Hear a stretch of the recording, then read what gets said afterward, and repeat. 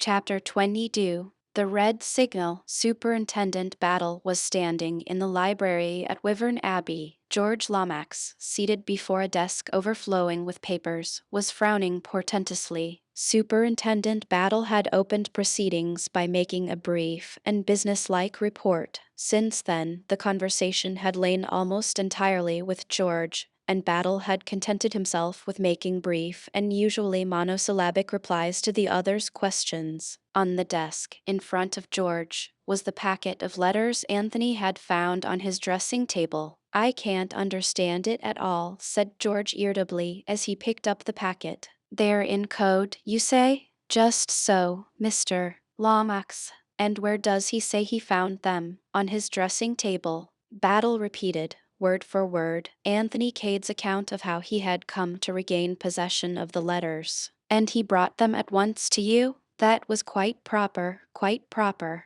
But who could have placed them in his room?" Battle shook his head. "That's the sort of thing you ought to know," complained George. "It sounds to me very fishy truly. What do we know about this man Cade anyway? He appears in a most mysterious manner, under highly suspicious circumstances, and we know nothing YPG 200 tever about him. I may say that I, personally, don't care for his manner at all. You've made inquiries about him, I suppose?" Superintendent Battle permitted himself a patient smile. "We wired at once to South Africa, and his story has been confirmed on all points. He was in Bulawayo with Mr. McGrath at the time he stated. Previous to their meeting, he was employed by Messrs. Castle, the tourist agents." "Just what I should have expected," said George. "He has the kind of cheap assurance that succeeds in a certain type of employment.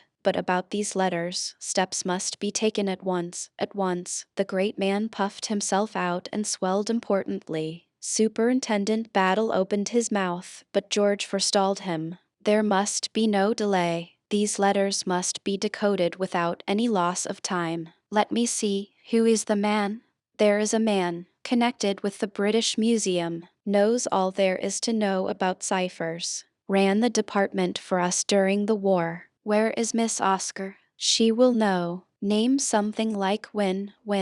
"Professor Winward," said Battle. "Exactly. I remember perfectly now. He must be wired to, immediately." "I have done so, Mr. Lomax, an hour ago. He will arrive by the 12:10. "Oh, very good, very good. Thank heaven, something is off my mind. I shall have to be in town today. You can get along without me, I suppose?" "I think so, sir." "Well, do your best, Battle, do your best. I am terribly rushed just at present."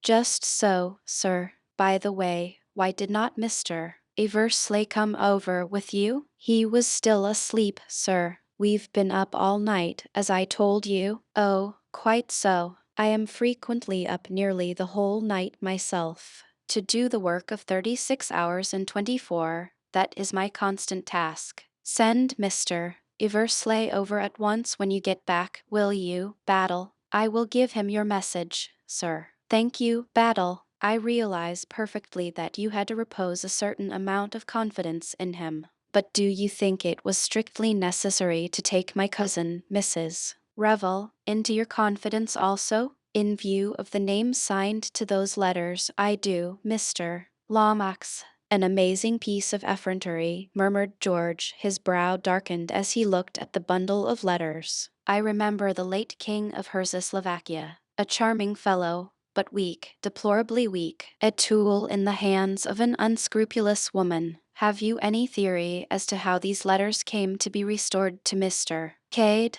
"It's my opinion," said Battle, "that if people can't get a thing one way, they try another." "I don't quite follow you," said George. "This crook, this King Victor, he's well aware by now that the council chamber is watched. So he'll let us have the letters, and let us do the decoding, and let us find the hiding place. And then, trouble. But Lemoyne and I between us will attend to that." "You've got a plan, eh?" "I wouldn't go so far as to say I've got a plan, but I've got an idea. It's a very useful thing sometimes, an idea." Upon that Superintendent Battle took his departure. He had no intention of taking George any further into his confidence. On the way back, he passed Anthony on the road and stopped. "Going to give me a lift back to the house?" asked Anthony. "That's good. Where have you been, Mr. Cade?" "Down to the station to inquire about trains." Battle raised his eyebrows. "Thinking of leaving us again?" he'd inquired. "Not just at present," laughed Anthony. "By the way, what's upset Stein?" He arrived in the car just as I left, and he looked as though something had given him a nasty jolt. "Mr. Stein?" "Yes. I can't say, I'm sure. I fancy it would take a good deal to jolt him." "So do I," agreed Anthony. "He's quite one of the strong, silent yellow men of finance." Suddenly Battle leant forward and touched the chauffeur on the shoulder. "Stop, will you? And wait for me here." He jumped out of the car, much to Anthony's surprise. But in a minute or two, the latter perceived M. Lemoyne advancing to meet the English detective and gathered that it was a signal from him which had attracted Battle's attention. There was a rapid colloquy between them, and then the superintendent returned to the car and jumped in again, biting the chauffeur drive on. His expression had completely changed. "They found the revolver," he said suddenly and curtly. "What?" Anthony gazed at him in great surprise. "Where?" "In Stein's suitcase." "Oh, impossible." "Nothing's impossible," said Battle. "I ought to have remembered that." He sat perfectly still, tapping his knee with his hand. "Who found it?" Battle jerked his head over his shoulder. "Lemoyne. Clever chap. They think no end of him at the SRET. But doesn't this upset all your ideas?" "No," said Superintendent Battle very slowly. "I can't say it does. It was a bit of a surprise, I admit, at first. But it fits in very well with one idea of mine." "Which is?"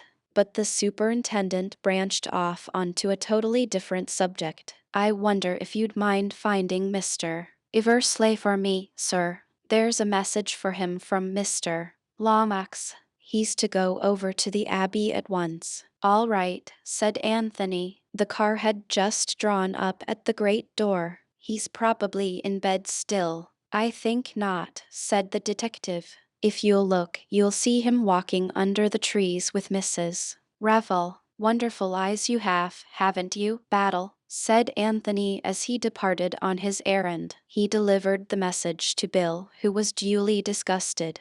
"Damn it all," grumbled Bill to himself as he strode off to the house. "Why can't Cotters sometimes leave me alone? And why can't these blasted colonials stay in their colonies? What do they want to come over here for, and pick out all the best girls? I'm fed to the tess with everything." "Have you heard about the revolver?" asked Virginia breathlessly as Bill left them. "Battle told me. Rather staggering, isn't it?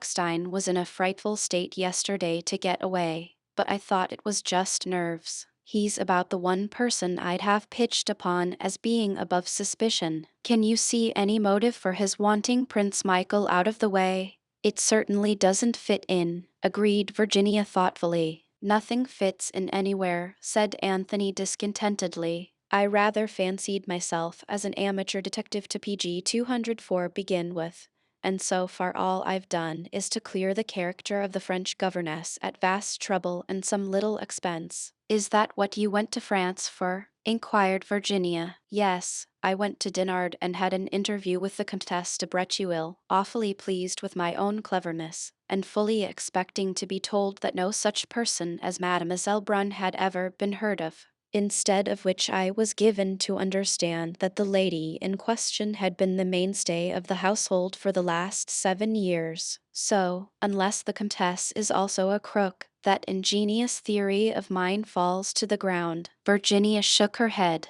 "Madame de Bretuil is quite above suspicion. I know her quite well, and I fancy I must have come across Mademoiselle at the chateau. I certainly know her face quite well, in that vague way one does know governesses and companions and people one sits opposite to in trains. It's awful, but I never really look at them properly." "Do you?" Only if they're exceptionally beautiful, admitted Anthony. Well, in this case, she broke off. What's the matter? Anthony was staring at a figure, which detached itself from the clump of trees and stood there rigidly at attention. It was the Herzoslovakian, Boris. Excuse me, said Anthony to Virginia. I must just speak to my dog a minute. He went across to where Boris was standing. What's the matter? What do you want? Master, said Boris, bowing. Yes, that's all very well, but you mustn't keep following me about like this. It looks odd. Without a word, Boris produced a soiled scrap of paper, evidently torn from a letter, and handed it to Anthony. What's this? Said Anthony. There was an address scrawled on the paper, nothing else. He dropped it, said Boris. I bring it to the master. Who dropped it? The foreign gentleman. But why bring it to me? Boris looked at him reproachfully. Well, anyway, go away now, said Anthony. I'm busy. Boris saluted, turned sharply on his heel, and marched away. Anthony rejoined Virginia, thrusting the piece of paper into his pocket. What did he want? She asked curiously. And why do you call him your dog? Because he acts like one, said Anthony, answering the last question first. He must have been a retriever in his last incarnation, I think. He's just brought me a piece of a letter which he says the foreign gentleman dropped. I suppose he means Lemine. I suppose so, acquiesced Virginia. He's always following me round, continued Anthony, just like a dog, says next to nothing, just looks at me with his big round eyes. I can't make him out. Perhaps he meant Isaacstein, suggested Virginia. Isaacstein looks foreign enough, heaven knows. Isaacstein, muttered Anthony impatiently. Where the devil does he come in? Are you ever sorry that you've mixed yourself up in all this? Asked Virginia suddenly. Sorry? Good Lord, no. I love it. I've spent most of my life looking for trouble, you know. Perhaps, this time, I've got a little more than I bargained for. But you're well out of the wood now, said Virginia, a little surprised by the unusual gravity of his tone. Not quite. They strolled on for a minute or two in silence. There are some people, said Anthony, breaking the silence, who don't conform to the signals. An ordinary PG 206 well-regulated locomotive slows down or pulls up when it sees the red light hoisted against it. Perhaps I was born color-blind. When I see the red signal, I can't help forging ahead. And in the end, you know, that spells disaster. Bound to. And quite right really, that sort of thing is bad for traffic generally. He still spoke very seriously. I suppose, said Virginia, that you have taken a good many risks in your life. Pretty nearly every one there is, except marriage. That's rather cynical. It wasn't meant to be. Marriage, the kind of marriage I mean, would be the biggest adventure of the lot. I like that, said Virginia, flushing eagerly. There's only one kind of woman I'd want to marry, the kind who is worlds removed from my type of life. What would we do about it? Is she to lead my life, or am I to lead hers? If she loved you,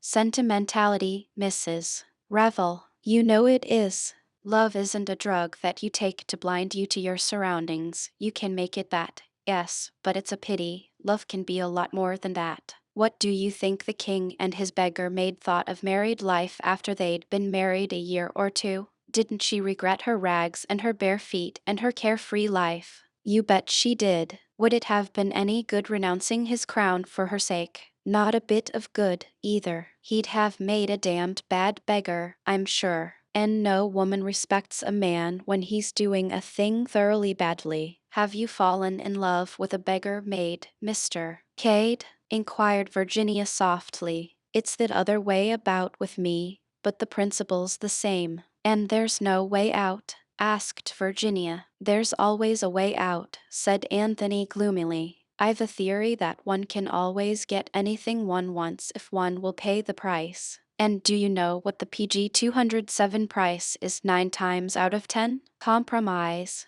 A beastly thing, compromise, but it steals upon you as you near middle age. It's stealing upon me now. To get the woman I want, I'd evening take up regular work. Virginia laughed. I was brought up to a trade, you know, continued Anthony. And you abandoned it? Yes. Why? A matter of principle. Oh, you're a very unusual woman, said Anthony suddenly, turning and looking at her. Why? You can refrain from asking questions. You mean that I haven't asked you what your trade was? Just that. Again they walked on in silence. They were nearing the house now, passing close by the scented sweetness of the rose garden. You understand well enough, I dare say, said Anthony, breaking the silence. You know when a man's in love with you. I don't suppose you care a hang for me, or for anyone else, but, by God, I'd like to make you care. Do you think you could? Asked Virginia, in a low voice. Probably not, but I'd have a damned good try. Are you sorry you ever met me? She said suddenly. Lord, no, it's the red signal again. When I first saw you, that day in Pont Street, I knew I was up against something that was going to hurt like fun. Your face did that to me, just your face. There's magic in you from head to foot. Some women are like that, but I've never known a woman who had so much of it as you have. You'll marry someone respectable and prosperous. I sue PG 208 peepos, and I shall return to my disreputable life. But I'll kiss you once before I go. I swear I will. You can't do it now, said Virginia softly. Superintendent Battle is watching us out of the library window. Anthony looked at her. You're rather a devil, Virginia, he said dispassionately, but rather a dear too. Then he waved his hand airily to Superintendent Battle. Caught any criminals this morning, Battle? Not as yet, Mr. Cade. That sounds hopeful. Battle, with an agility surprising in so stolid a man, vaulted out of the library window and joined them on the terrace. I've got Professor Winward down here, he announced in a whisper. Just this minute arrived. He's decoding the letters now. Would you like to see him at work? His tone suggested that of the showman speaking of some pet exhibit. Receiving a reply in the affirmative, he led them up to the window and invited them to peep inside. Seated at a table, the letters spread out in front of him and writing busily on a big sheet of paper was a small red-haired man of middle age. He grunted irritably to himself as he wrote, and every now and then rubbed his nose violently until its hue almost rivaled that of his hair. Soon he looked up. That you, Battle? What you want me down here to unravel this tomfoolery for? A child in arms could do it. A baby of 2 could do it on its head. Call this thing a cipher. It leaps to the eye, man. I'm glad of that, Professor, said Battle mildly. But we're not all so clever as you are, you know. It doesn't need cleverness, snapped the professor. It's routine work. Do you want the whole bundle done? PG 209. It's a long business, you know, requires diligent application and close attention, and absolutely no intelligence. I've done the one dated Chimneys which you said was important. I may as well take the rest back to London and hand 'em over to one of my assistants. I really can't afford the time myself. I've come away now from a real teaser, and I want to get back to it. His eyes glistened a little. Very well, Professor, assented Battle. I'm sorry we're such small fry. I'll explain to Mr. Lomax. It's just this one letter that all the hurry is about. Lord Caterham is expecting you to stay for lunch, I believe. Never have lunch, said the professor. Bad habit, lunch. A banana and a water biscuit is all any sane and healthy man should need in the middle of the day. He seized his overcoat, which lay across the back of a chair.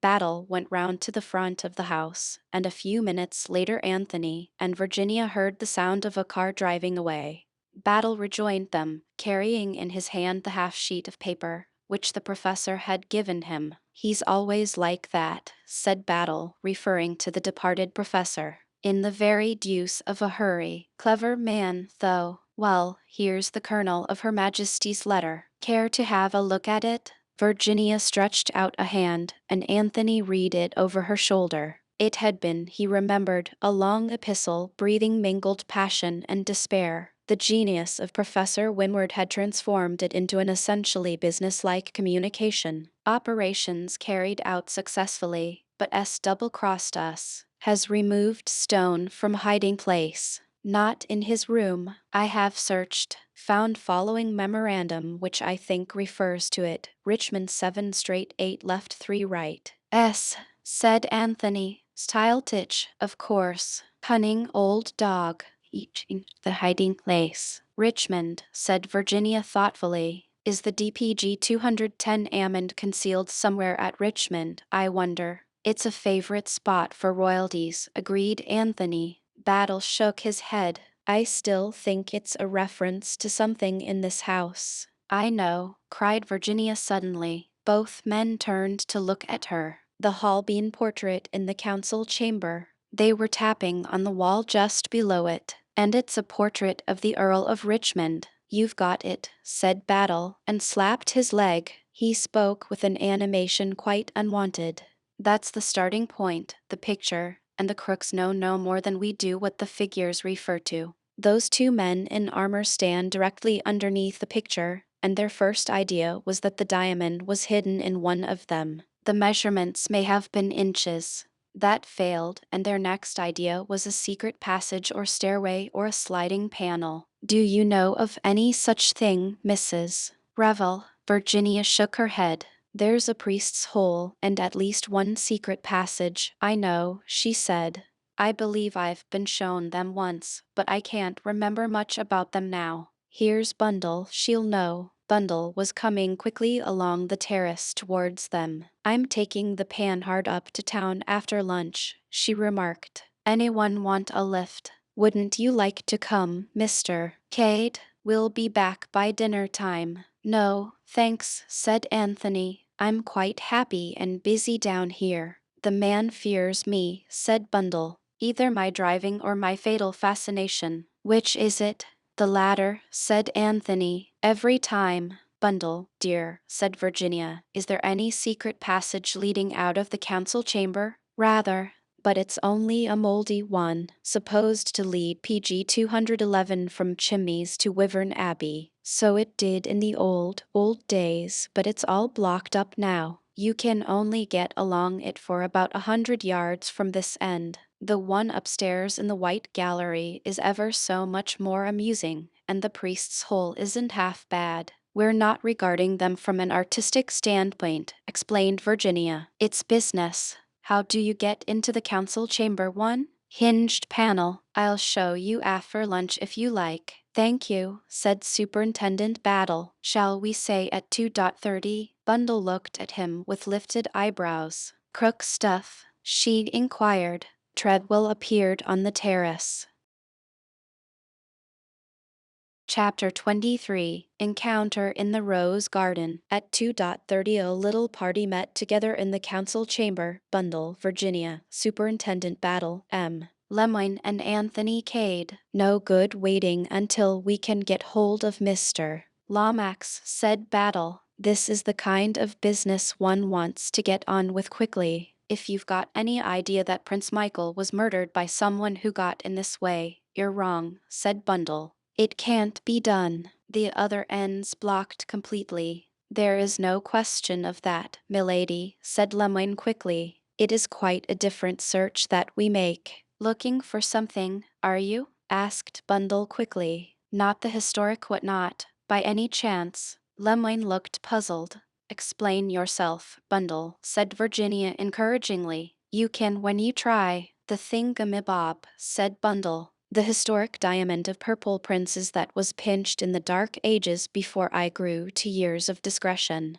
Who told you this, Lady Eileen? Asked Battle. I've always known. One of the footmen told me when I was 12 years old. A footman, said Battle. Lord, I'd like Mr. Lomax to have heard that. Is it one of George's closely guarded secrets? Asked Bundle. How perfectly screaming. I never really thought PG 213 it was true. George always was an ass. He must know that servants always know everything. She went across to the Holbein portrait. touched a spring concealed somewhere at the side of it, and immediately, with a creaking noise, a section of the paneling swung inward, revealing a dark opening. Entres, messengers et mesdames, said Bundle dramatically. Walk up, dearies. Best show of the season, and only a tanner. Both Lemoyne and Battle were provided with torches. They entered the dark aperture first, the others close on their heels. Air's nice and fresh, remarked Battle. Must be ventilated somehow. He walked on ahead. The floor was of rough, uneven stone, but the walls were bricked. As Bundle had said, the passage extended for a bare 100 yards. Then it came to an abrupt end with a fallen heap of masonry. Battle satisfied himself that there was no way of egress beyond, and then spoke over his shoulder. We'll go back, if you please. I wanted just to spy out the land, so to speak. In a few minutes they were back again at the paneled entrance. We'll start from here, said Battle. 7 straight, 8 left, 3 right. Take the first as paces. He paced 7 steps carefully, and bending down examined the ground. About right, I should fancy. At one time or another, there's been a chalk mark made here. Now then, 8 left.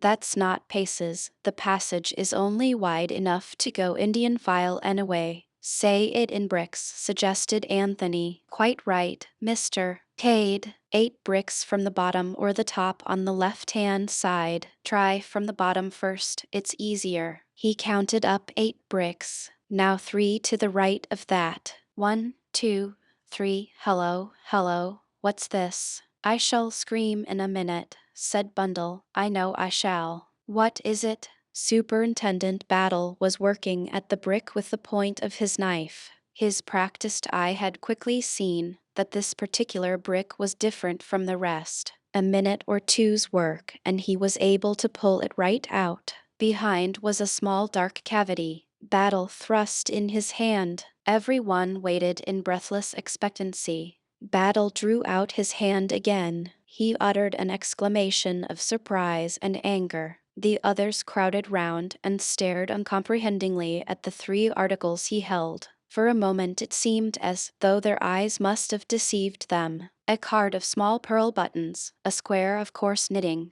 and a piece of paper on which were inscribed a row of capital E's. Well, said Battle, I'm danged. What's the meaning of this? Mon Dieu, muttered the Frenchman. C'est un peu trop fort. But what does it mean? Cried Virginia, bewildered.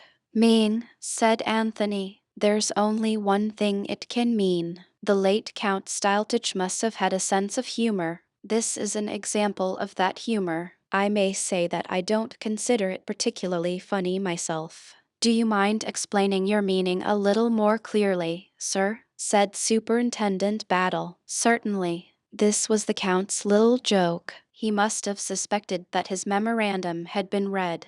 When the crooks came to recover the jewel, they were to find instead this extremely clever conundrum. It's the sort of thing you pin onto yourself at book teas, when people have to guess what you are. It has a meaning. Then, I should say, undoubtedly, if the Count had meant to PG 215 be merely offensive, he would have put a placard with sold on it, or a picture of a donkey or something crude like that. A bit of knitting, some capital E's, and a lot of buttons, muttered Battle discontentedly. Say in we, said Lemoyne angrily. Cipher no 2, said Anthony. I wonder whether Professor Winward would be any good at this one? When was this passage last used, milady? Asked the Frenchman of Bundle. Bundle reflected.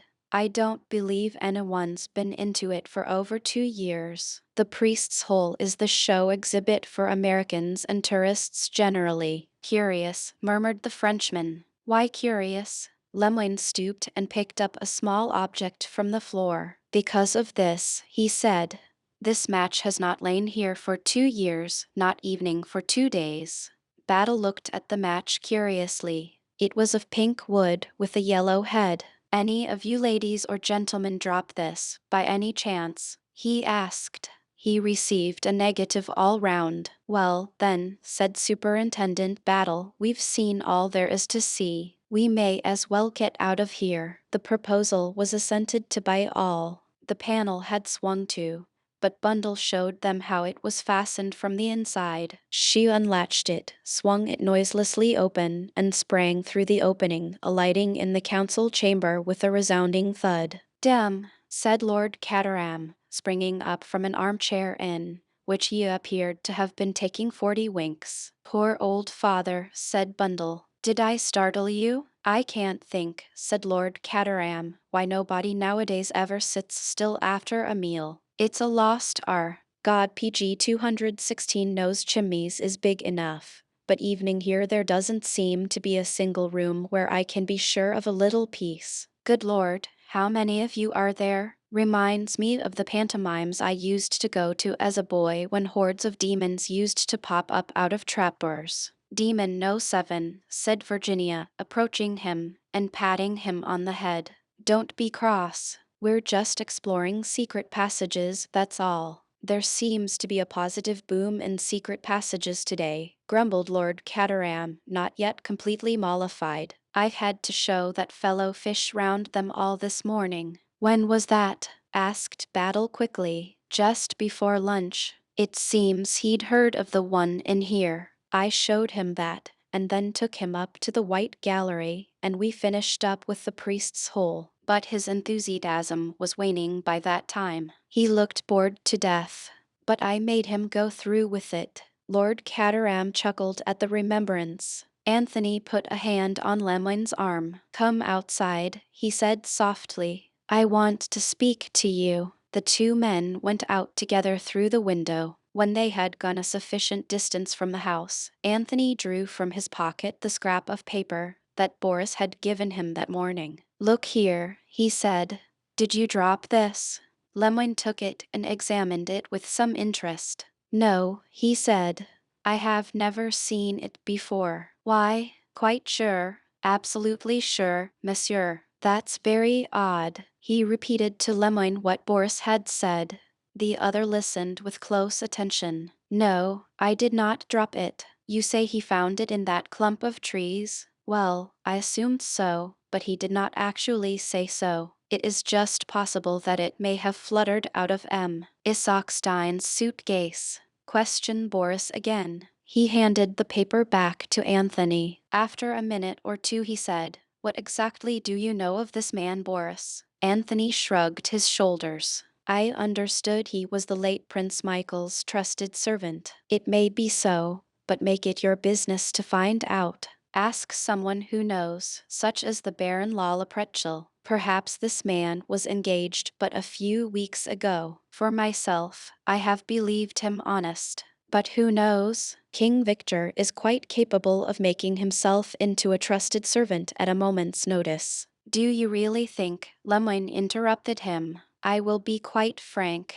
With me, King Victor is an obsession. I see him everywhere. At this moment evening I ask myself, this man who is talking to me, this M. Cade, is he, perhaps, King Victor?" "Good Lord," said Anthony, "you have got it badly. What do I care for the diamond? For the discovery of the murder of Prince Michael? I leave those affairs to my colleague of Scotland Yard whose business it is. Me, I am in England for one purpose, and one purpose only, to capture King Victor and to capture him red-handed. Nothing else matters." "Think you'll do it?" asked Anthony, lighting a cigarette. "How should I know?" said Lemoine, with sudden despondency. "Aitm," said Anthony. They had regained the terrace. Superintendent Battle was standing near the French window in a wooden attitude. "Look at poor old Battle," said Anthony. "Let's go and cheer him up." He paused a minute and said, "You know, you're an odd fish in some ways, M. Lemoine." "In what ways, M. Cade?" "Well," said Anthony, "in your place, I should have been inclined to note down that address that I showed you. It may be of no importance, quite conceivably. On the other hand, it may be very important truly." Lemoine looked at him for a minute or two steadily. Then, with a slight smile, he drew back the cuff of his left coat sleeve. Penciled on the white shirt cuff beneath were the words, "Hurstmere, Langley Road, Dover." "I apologize," said Anthony, "and I retire worsted." He joined Superintendent Battle. You look very pensive, Battle, he remarked. I've got a lot to think about, Mr. Cade. Yes, I expect you have. Things aren't dovetailing. They're not dovetailing at all. Very trying, sympathized Anthony. Never mind, Battle, if the worst comes to the worst, you can always arrest me. You've got my guilty footprints to fall back upon, remember. But the superintendent did not smile. Got any enemies here that you know of, Mr. Cade? He asked. I've an idea that the third footman doesn't like me, replied Anthony lightly. He does his best to forget to hand me the choicest vegetables. Why, I've been getting anonymous letters, said Superintendent Battle. Or rather an anonymous letter, I should say. About me. Without answering, Battle took a folded sheet of cheap notepaper from his pocket and handed it to Anthony. Scrawled on it in an illiterate handwriting were the words, "Look out for Mr. Cade. He isn't what he seems." Anthony handed it back with a light laugh. That's all. Cheer up, Battle. I'm really a king in disguise, you know. He went into the house, whistling lightly as he walked PG 219 along. But as he entered his bedroom and shut the door behind him, his face changed. It grew set and stern. He sat down on the edge of the bed and stared moodily at the floor. Things are getting serious, said Anthony to himself. Something must be done about it. It's all damned awkward. He sat there for a minute or two, then strolled to the window. For a moment or two he stood looking out aimlessly, and then his eyes became suddenly focused on a certain spot, and his face lightened. Of course, he said. The rose garden. That's it. The rose garden. He hurried downstairs again and out into the garden by a side door. He approached the rose garden by a circuitous route. It had a little gate at either end. He entered by the far one and walked up to the sundial, which was on a raised hillock in the exact center of the garden. Just as Anthony reached it, he stopped dead and stared at another occupant of the rose garden who seemed equally surprised to see him. I didn't know that you were interested in roses, Mr. Fish, said Anthony gently. Sir, said Mr. Fish, I am considerably interested in roses. They looked at each other warily, as antagonists seek to measure their opponent's strength. So am I, said Anthony. Is that so? In fact, I dote upon roses, said Anthony airily. A very slight smile hovered upon Mr. Fish's lips, and at the same time Anthony also smiled. The tension seemed to relax. Look at this beauty now, said Mr. Fish, stooping to point out a particularly fine bloom. Madame Abel Chaytenay, I presume it to be. Yes, I am right. This white rose, before the war, was known as Frau Karl Dresky. They have, I believe, renamed it. Oversensitive, perhaps PG 220, but truly patriotic. The La France is always popular. Do you care for red roses at all, Mr. Cade? A bright scarlet rose now, Mr. Fish's slow, drawling voice was interrupted.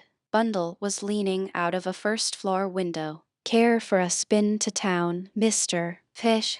I'm just off. Thank you, Lady Eileen, but I am very happy here. Sure you won't change your mind, Mr. Cade? Anthony laughed and shook his head. Bundle disappeared. Sleep is more in my line, said Anthony, with a wide yawn. A good after-luncheon nap. He took out a cigarette. You haven't got a match, have you? Mr. Fish handed him a matchbox. Anthony helped himself and handed back the box with a word of thanks. Roses, said Anthony, are all very well, but I don't feel particularly horticultural this afternoon. With a disarming smile, he nodded cheerfully. A thundering noise sounded from just outside the house. Pretty powerful engine she's got in that car of hers, remarked Anthony. There, off she goes. They had a view of the car speeding down the long drive. Anthony yawned again and strolled towards the house. He passed in through the door. Once inside, he seemed as though changed to quicksilver.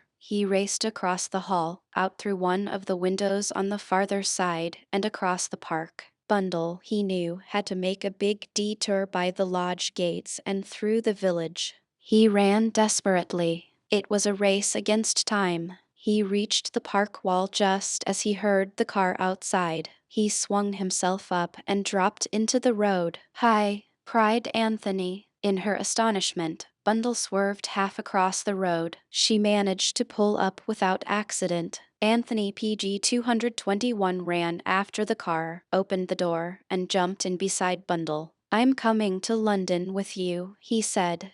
"I meant to all along." "Extraordinary person," said Bundle. "What's that you've got in your hand?" "Only a match," said Anthony. He regarded it thoughtfully. It was pink with a yellow head. Chapter 24. The House at Dover. "You don't mind, I suppose," said Bundle after a minute or two, "if I drive rather fast?" "I started later than I meant to do." It had seemed to Anthony that they were proceeding at a terrific speed already, but he soon saw that that was nothing compared to what Bundle could get out of the Panhard if she tried. "Some people," said Bundle, as she slowed down momentarily to pass through a village, "are terrified of my driving. Poor old father, for instance. Nothing would induce him to come up with me in this old bus." Privately, Anthony thought Lord Caterham was entirely justified. Driving with Bundle was not a sport to be indulged in by nervous, middle-aged gentlemen. "But you don't seem nervous a bit," continued Bundle approvingly, as she swept round a corner on two wheels. "I'm in pretty good training, you see," explained Anthony gravely. "Also," he added, as an afterthought, "I'm rather in a hurry myself." "Shall I speed her up a bit more?" asked Bundle kindly. "Good Lord, no," said Anthony hastily. "We're averaging about 50 as it is." "I'm burning with curiosity to know the reason of this sudden departure," said Bundle, after executing a fanfare upon the klaxon which must temporarily have deafened the neighborhood. "But I suppose I mustn't ask. You're not escaping from justice, are you?" "I'm not quite sure," said Anthony. "I shall know soon." "That Scotland Yard man isn't as much of a rabbit as I thought," said Bundle thoughtfully. "Battle's a good man," agreed Anthony. "You ought to have been in diplomacy," remarked Bundle. "You don't part with much information, do you?" "I was under the impression that I babbled." "Oh, boy, you're not eloping with Mademoiselle Brunn, by any chance?" "Not guilty," said Anthony with fervor. There was a pause of some minutes during which Bundle caught up and passed 3 other cars. Then she asked suddenly, "How long have you known Virginia?" "That's a difficult question to answer," said Anthony with perfect truth. "I haven't actually met her very often, and yet I seem to have known her a long time." Bundle nodded.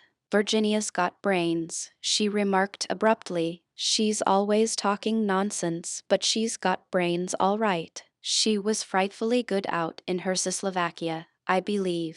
If Tim Revel had lived he'd have had a fine career, and mostly owing to Virginia. She worked for him tooth and nail. She did everything in the world she could for him, and I know why, too." "Because she cared for him?" Anthony sat looking very straight ahead of him. "No, because she didn't. Don't you see? She didn't love him. She never loved him, and so she did everything on earth she could to make up. That's Virginia all over. But don't you make any mistake about it. Virginia was never in love with Tim Revel." "You seem very positive," said Anthony, turning to look at her. Bundle's little hands were clenched on the steering PG 224 wheel, and her chin was stuck out in a determined manner. "I know a thing or two. I was only a kid at the time of her marriage, but I heard 1 or 2 things, and knowing Virginia I can put them together easily enough. Tim Revel was bowled over by Virginia. He was Irish, you know, and most attractive, with a genius for expressing himself well. Virginia was quite young, 18. She couldn't go anywhere without seeing Tim in a state of picturesque misery, vowing he'd shoot himself or take to drink if she didn't marry him. Girls believe these things, or used to. We've advanced a lot in the last 8 years. Virginia was carried away by the feeling she thought she'd inspired. She married him, and she was an angel to him always. She wouldn't have been half as much of an angel if she'd loved him. There's a lot of the devil in Virginia, but I can tell you one thing, she enjoys her freedom, and anyone will have a hard time persuading her to give it up. I wonder why you tell me all this, said Anthony slowly. It's interesting to know about people, isn't it? Some people, that is. I've wanted to know, he acknowledged. And you'd never have heard from Virginia, but you can trust me for an inside tip from the stables. Virginia's a darling evening, women like her because she isn't a bit of a cat. And anyway, Bundle ended, somewhat obscurely, one must be a sport, mustn't one? Oh, certainly, Anthony agreed, but he was still puzzled. He had no idea what had prompted Bundle to give him so much information unasked. That he was glad of it, he did not deny. Here are the trams, said Bundle with a sigh. Now, I suppose, I shall have to drive carefully. It may be as well, agreed Anthony. His ideas and Bundle's on the subject of careful driving hardly coincided. Leaving indignant suburbs behind PG 225 them, they finally emerged into Oxford Street. Not bad going, eh? Said Bundle, glancing at her wrist watch. Anthony assented fervently. Where do you want to be dropped? Anywhere. Which way are you going? Knightsbridge way. All right, drop me at Hyde Park Corner. Goodbye, said Bundle as she drew up at the place indicated. What about the return journey? I'll find my own way back, thanks very much. I have scared him, remarked Bundle. I shouldn't recommend driving with you as a tonic for nervous old ladies, but personally I've enjoyed it. The last time I was in equal danger was when I was charged by a herd of wild elephants. I think you're extremely rude, remarked Bundle. We've not even had one bump today.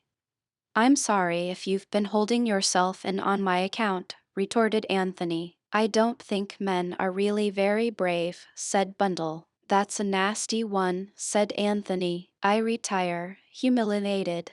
Bundle nodded and drove on. Anthony hailed a passing taxi. Victoria Station, he said to the driver as he got in. When he got to Victoria, he paid off the taxi and inquired for the next train to Dover. Unfortunately, he had just missed one. Resigning himself to a wait of something over an hour, Anthony paced up and down, his brows knit. Once or twice he shook his head impatiently. The journey to Dover was uneventful. Arrived there, Anthony passed quickly out of the station, and then, as though suddenly remembering, he turned back again. There was a slight smile on his lips as he asked to be directed to Hurstmere, Langley Road. The road in question was a long one, leading right out of the town. According to the porter's instructions, her PG 226 St. Mere was the last house. Anthony trudged along steadily. The little pucker had reappeared between his eyes. Nevertheless, there was a new elation in his manner, as always, when danger was near at hand. Hurstmere was, as the porter had said, the last house in Langley Road. It stood well back, enclosed in its own grounds, which were ragged and overgrown. The place, Anthony judged, must have been empty for many years. A large iron gate swung rustily on its hinges, and the name on the gate post was half obliterated. A lonely spot, muttered Anthony to himself, and a good one to choose. He hesitated a minute or two, glanced quickly up and down the road, which was quite deserted, and then slipped quietly past the creaking gate into the overgrown drive. He walked up it a little way, and then stood listening. He was still some distance from the house. Not a sound could be heard anywhere. Some fast yellowing leaves detached themselves from one of the trees overhead and fell with a soft rustling sound that was almost sinister in the stillness. Anthony started, then smiled. Nerves, he murmured to himself. Never knew I had such things before. He went on up the drive soon. As the drive curved, he slipped into the shrubbery and so continued his way unseen from the house. Suddenly he stood still, peering out through the leaves. Some distance away a dog was barking, but it was a sound nearer at hand that had attracted Anthony's attention. His keen hearing had not been mistaken. A man came rapidly round the corner of the house, a short, square, thick-set man, foreign in appearance. He did not pause, but walked steadily on, circling the house and disappearing again. Anthony nodded to himself. "Sentry," he murmured. "They do the thing quite well." As soon as he had passed, Anthony went on, diverging PG 227 to the left, and so following in the footsteps of the sentry. His own footsteps were quite noiseless. The wall of the house was on his right, and soon he came to where a broad blur of light fell on the gravelled walk. The sound of several men talking together was clearly audible. "My God, what double-dyed idiots," murmured Anthony to himself. "It would serve them right to be given a fright." He stole up to the window, stooping a little so that he should not be seen. Soon he lifted his head very carefully to the level of the sill and looked in. Half a dozen men were sprawling round a table. 4 of them were big, thick-set men, with high cheekbones and eyes set in Magyar slanting fashion. The other 2 were rat-like little men with quick gestures. The language that was being spoken was French, but the 4 big men spoke it with uncertainty and a hoarse guttural intonation. "The boss," growled one of these. "When will he be here?" One of the smaller men shrugged his shoulders. "Any time now." "About time, too," growled the first man. "I have never seen him, this boss of yours, but oh, what great and glorious work may we not have accomplished in these days of idle waiting." "Fool," said the other little man bitingly. "Getting nabbed by the police is all the great and glorious work you and your precious lot would have been likely to accomplish. A lot of blundering guerrillas." "Aha!" roared another big, thick-set fellow. "You insult the comrades? I will soon set the sign of the red hand round your throat." He half rose, glaring ferociously at the Frenchman, but one of his companions pulled him back again. "No quarreling," he grunted. "We're to work together. From all I heard, this King Victor doesn't stand for being disobeyed." In the darkness, Anthony heard the footsteps of the sentry coming his round again, and he drew back behind a bush. "Who's that?" said one of the men inside. "Carlo, going his rounds." "Oh, what about the prisoner?" "He's all right, coming round pretty fast now. He's recovered well from the crack on the head we gave him." Anthony moved gently away. "God, what a lot," he muttered. "They discuss their affairs with an open window, and that fool Carlo goes his round with the tread of an elephant and the eyes of a bat. And to crown all, the Herzoslovakians and the French are on the point of coming to blows. King Victor's headquarters seem to be in a parlous condition. It would amuse me very much to teach them a lesson." He stood irresolute for a minute, smiling to himself. From somewhere above his head came a stifled groan. Anthony looked up. The groan came again. Anthony glanced quickly from left to right. Carlo was not due round again just yet. He grasped the heavy Virginia creeper and climbed nimbly till he reached the sill of a window. The window was shut, but with a tool from his pocket he soon succeeded in forcing up the catch. He paused a minute to listen, then sprang lightly inside the room. There was a bed in the far corner, and on that bed a man was lying, his figure barely discernible in the gloom. Anthony went over to the bed and flashed his pocket torch on the man's face. It was a foreign face, pale and emaciated, and the head was swathed in heavy bandages. The man was bound hand and foot. He stared up at Anthony like one dazed. Anthony bent over him, and as he did so he heard a sound behind him and swung round, his hand traveling to his coat pocket. But a sharp command arrested him. "Hands up, Sonny. You didn't expect to see me here, but I happened to catch the same train as you at Victoria." It was Mr. Hiram Fish who was standing in the doorway. Chapter 25. Tuesday night at Chimneys. Lord Caterham, Virginia, and Bundle were sitting in the library after dinner. It was Tuesday evening. Some 30 hours had elapsed since Anthony's rather dramatic departure. For at least the 7th time Bundle repeated Anthony's parting words, as spoken at Hyde Park Corner. "I'll find my own way back," repeated Virginia thoughtfully. That doesn't look as though he expected to be away as long as this. And he's left all his things here. He didn't tell you where he was going?" "No," said Virginia, looking straight in front of her. "He told me nothing." After this, there was a silence for a minute or two. Lord Caterham was the first to break it. "On the whole," he said, "keeping an hotel has some advantages over keeping a country house." "Meaning?" "That little notice they always hang up in your room. Visitors intending departure must give notice before 12 o'clock. Virginia smiled. "I dare say," he continued, "that I am old-fashioned and unreasonable. It's the fashion, I know, to pop in and out of a house. Same idea as an hotel, perfect freedom of action, and no bill at the end." "You are an old grouser," said Bundle. "You've had Virginia and me. What more do you want?" "Nothing more, nothing more," Lord Caterham assured them hastily. "That's not it at all. It's the principle of the thing. It gives one such a restless feeling. I'm quite willing to admit that it's been an almost ideal 24 hours. Peace, perfect peace. No burglaries or other crimes of violence, no detectives, no Americans. What I complain of is that I should have enjoyed it all so much more if I'd felt really secure. As it is, all the time I've been saying to myself one or other of them is bound to turn up in a minute. And that spoilt the whole thing." "Well, nobody has turned up," said Bundle. "We've been left severely alone, neglected, in fact. It's odd the way Fish disappeared."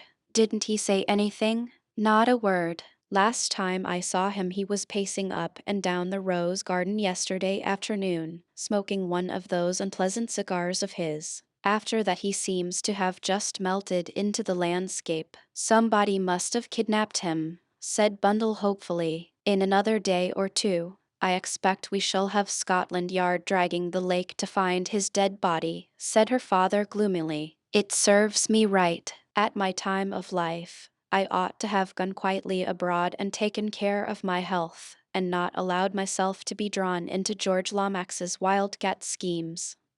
He was interrupted by Treadwell. "Well," said Lord Caterham irritably, "what is it?" "The French detective is here, my lord, and would be glad if you could spare him a few minutes." "What did I tell you?" said Lord Caterham. "I knew it was too good to last. Depend upon it, they found Fish's dead body doubled up in the Goldish pond." Treadwell, in a strictly respectful manner, steered him back to the point of issue. "Am I to say that you will see him, my lord?" "Yes, yes. Bring him in here." Treadwell departed. He returned a minute or two later, announcing in a lugubrious voice, "Monsieur Lemine." The Frenchman came in with a quick, light step. His walk, more than his face, betrayed the fact that he was excited about something. "Good evening, Lemine," said Lord Caterham. "Have a drink, won't you?" "I thank you, no." He bowed punctiliously to the ladies. "At last I make progress.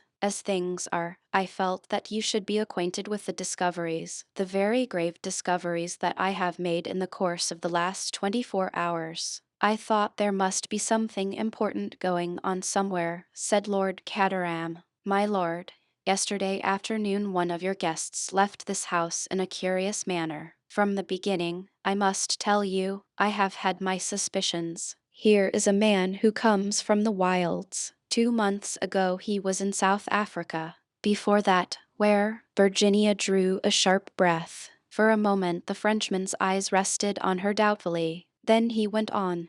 "Before that, where? None can say. And he is just such a one as the man I am looking for. Gay, audacious, reckless, one who would dare anything. I send cable after cable, but I can get no word as to his past life. 10 years ago he was in Canada, yes, but since then, silence. My suspicions grow stronger. Then I picked up one day a scrap of paper where he has lately passed along. It bears an address, the address of a house in Dover. Later, as though by chance, I drop that same piece of paper. Out of the tail of my eye, I see this Boris, this Slovakian, pick it up and take it to his master. All along I have been sure that this Boris is an emissary of the comrades of the Red Hand. We know that the comrades are working in with King Victor over this affair. If Boris recognized his chief in Mr. Anthony Cade, would he not do just what he has done, transferred his allegiance? Why should he attach himself otherwise to an insignificant PG 233 stranger?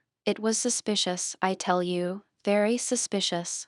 But almost I am disarmed, for Anthony Cade brings the same paper to me at once and asks me if I have dropped it. As I say, almost I am disarmed, but not quite, for it may mean that he is innocent, or it may mean that he is very, very clever. I deny, of course, that it is mine or that I dropped it, but in the meantime I have set inquiries on foot. Only today I have news. The house at Dover has been precipitately abandoned, but up till yesterday afternoon it was occupied by a body of foreigners. Not a doubt but that it was King Victor's headquarters. Now see the significance of these points. Yesterday afternoon, Mr. Cade clears out from here precipitately. Ever since he dropped that paper, he must know that the game is up. He reaches Dover and immediately the gang is disbanded. What the next move will be, I do not know. What is quite certain is that Mr.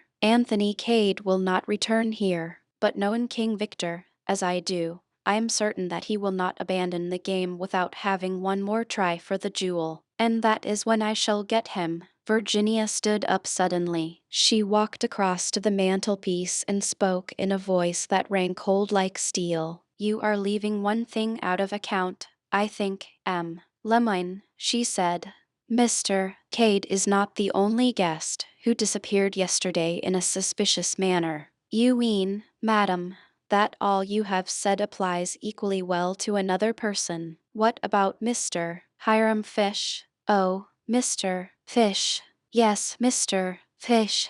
Did you not tell us that first night that King Victor had lately come to England from America? So has Mr. Fish come to England from America. It is true that he brought a letter of introduction from a very well-known man, but surely that would be a simple thing for a man like King Victor to manage. He is certainly not what he pretends to be. Lord Caterham has commented on the fact that when it is a question of the first PG 234 editions he is supposed to have come here to see, he is always the listener, never the talker. And there are several suspicious facts against him. There was a light in his window the night of the murder. Then take that evening in the council chamber. When I met him on the terrace he was fully dressed. He could have dropped the paper. You didn't actually see Mr. Cade do so. Mr. Cade may have gone to Dover. If he did, it was simply to investigate. He may have been kidnapped there. I say that there is far more suspicion attaching to Mr. Fish's actions than to Mr. Cade's.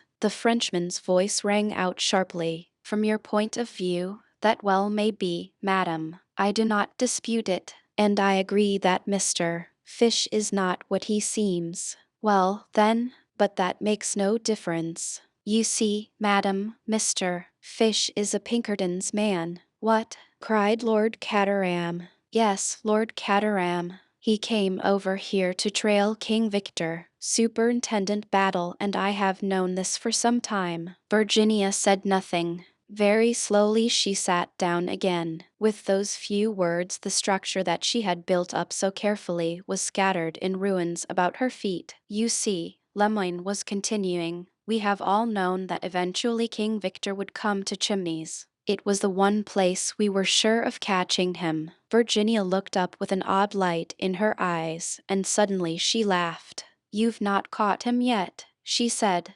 Lemoyne looked at her curiously. No, madam, but I shall. He's supposed to be rather famous for outwitting people, isn't he? The Frenchman's face darkened with anger. This time, it will be different, he said between his teeth. He's a very attractive fellow, said Lord Caterham. Very attractive. But surely, why, you said he was an old friend of yours, Virginia. That is why, said Virginia composedly, I think Lemoyne must be making a mistake. And her eyes met the detective's steadily, but he appeared in no wise discomfited. Time will show, madam, he said.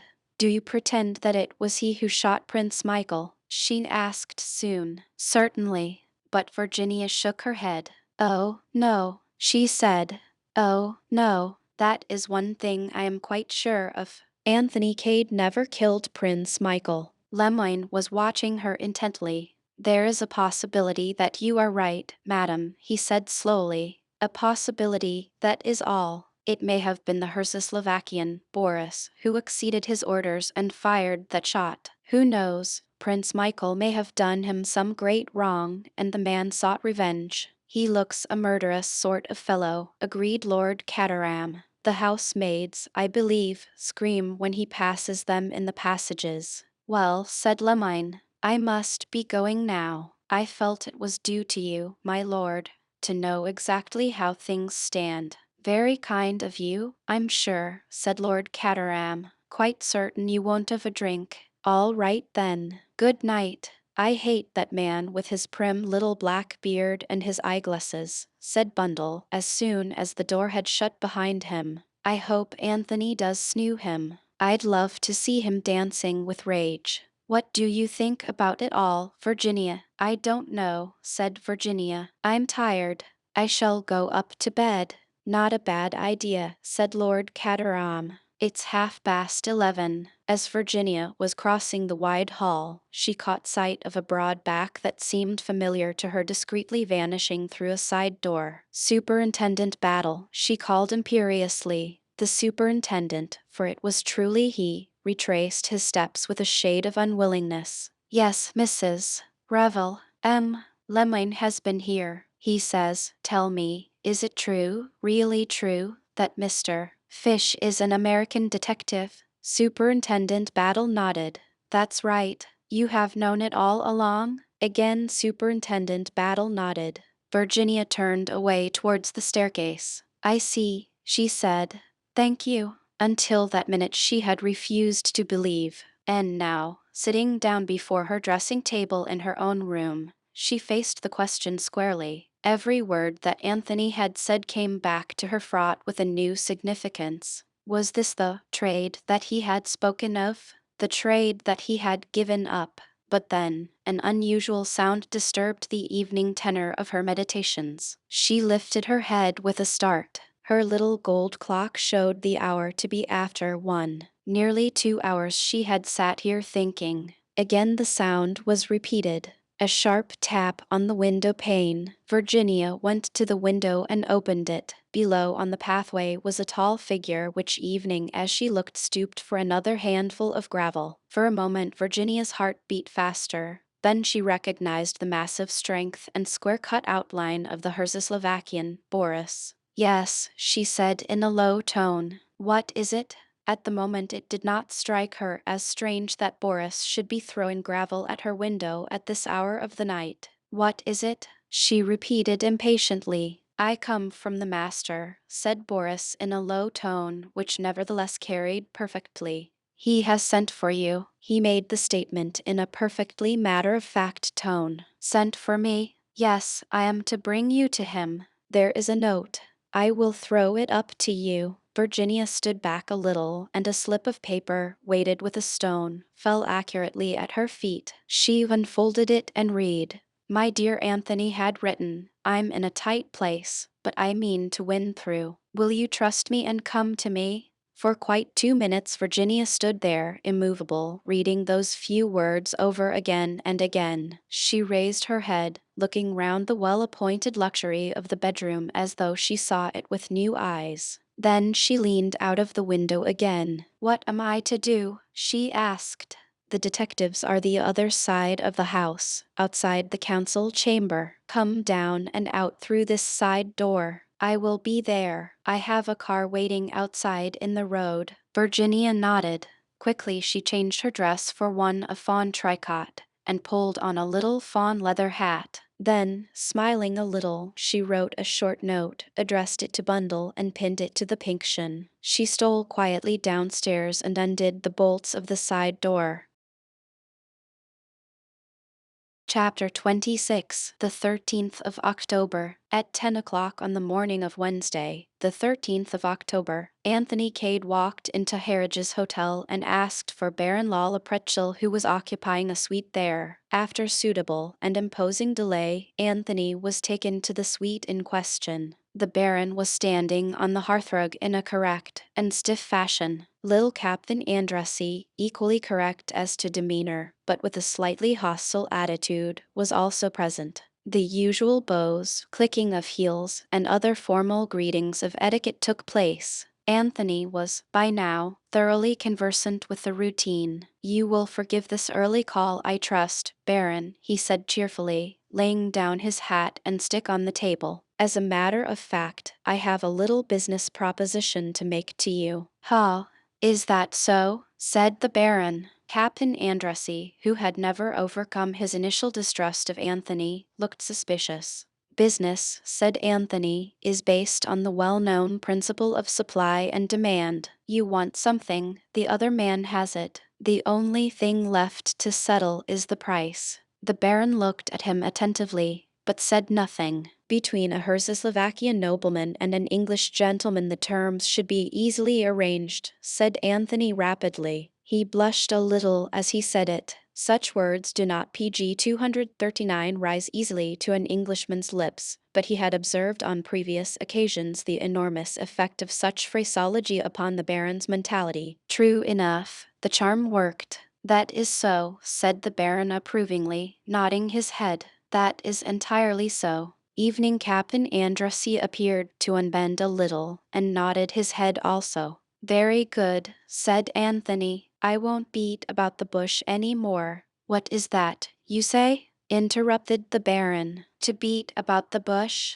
I do not comprehend." "A mere figure of speech, Baron. To speak in plain English, you want the goods. We have them. The ship is all very well, but it lacks a figurehead. By the ship, I mean the loyalist party of Hrzoslovakia. At the present minute you lack the principal plank of your political program. You are minus a prince. Now supposing, only supposing, that I could supply you with a prince." The Baron stared. "I do not comprehend you in the least," he declared. "Sir," said Captain Andrassy, twirling his mustache fiercely, "you are insulting." "Not at all," said Anthony. "I'm trying to be helpful. Supply and demand, you understand. It's all perfectly fair and square. No princes supplied unless genuine. See trademark. If we come to terms, you'll find it's quite all right. I'm offering you the real genuine article, out of the bottom drawer." "Not in the least," the Baron declared again. "Do I comprehend you?" "It doesn't really matter," said Anthony kindly. "I just want you to get used to the idea. To put it vulgarly, I've got something up my sleeve.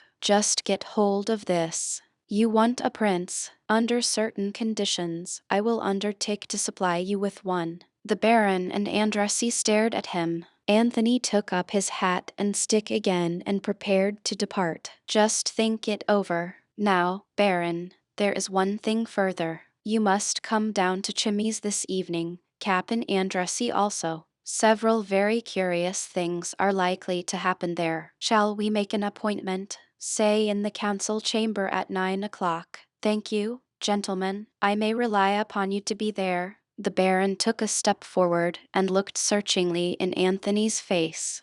"Mr. Cade," he said, not without dignity, "it is not, I hope, that you wish to make fun of me." Anthony returned his gaze steadily. "Baron," he said, and there was a curious note in his voice, "when this evening is over, I think you will be the first to admit that there is more earnest than jest about this business." Bowing to both the men, he left the room. His next call was in the city, where he sent in his card to Mr. Herman Isaacstein. After some delay, Anthony was received by a pale and exquisitely dressed underling with an engaging manner and a military title. "You wanted to see Mr. Isaacstein, didn't you?" said the young man. "I'm afraid he's most awfully busy this morning. Board meetings and all that sort of thing, you know. Is it anything that I can do?" "I must see him personally," said Anthony, and added carelessly, "I've just come up from Chimneys." The young man was slightly staggered by the mention of chimneys. Oh,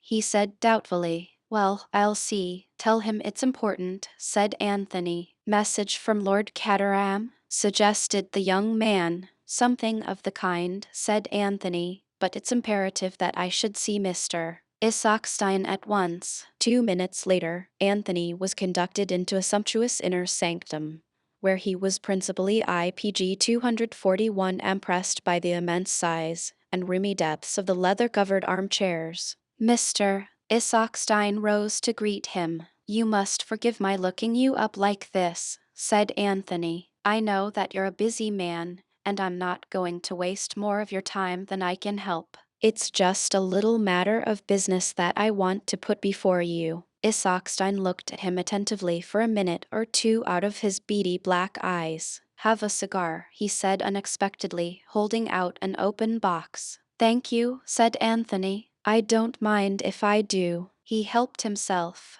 It's about this Slovakian business, continued Anthony as he accepted a match. He noted the momentary flickering of the other's steady gaze. The murder of Prince Michael must have rather upset the apple cart. Mr. Isaacstein raised one eyebrow, murmured, ah, interrogatively, and transferred his gaze to the ceiling. Oil, said Anthony, thoughtfully surveying the polished surface of the desk.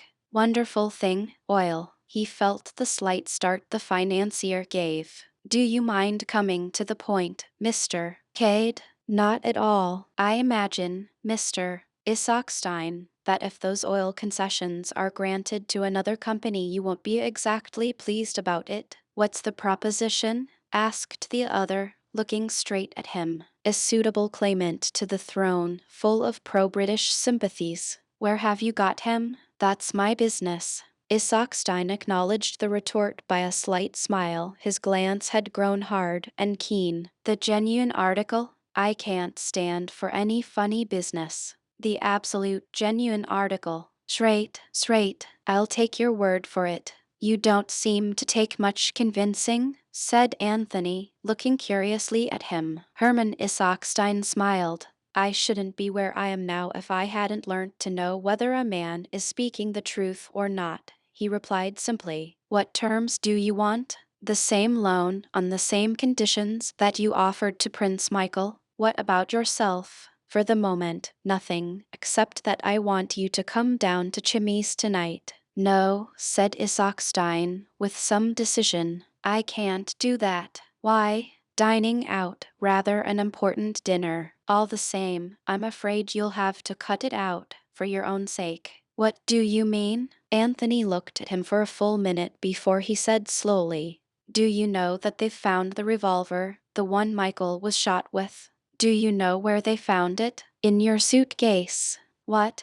Isaacstein almost leapt from his chair. His face was frenzied. What are you saying? What do you mean? I'll tell you. Very obligingly, Anthony narrated the occurrences in connection with the finding of the revolver. As he spoke, the other's face assumed a grayish tinge of absolute terror. But it's false, he screamed out as Anthony finished. I never put it there. I know nothing about it. It is a plot. Don't excite yourself, said Anthony soothingly. If PG 243 that's the case, you'll easily be able to prove it. Prove it?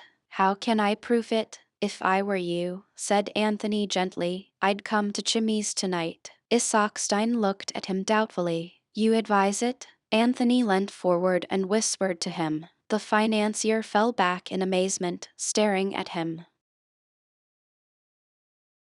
Chapter 27. The 13th of October Const. The clock in the council chamber struck 9. Well, said Lord Caterham, with a deep sigh, here they all are, just like little Bo Peep's flock, back again and wagging their tails behind them. He looked sadly round the room. Organ grinder complete with monkey, he murmured, fixing the Baron with his eye. Nosy Parker of Throgmorton Street.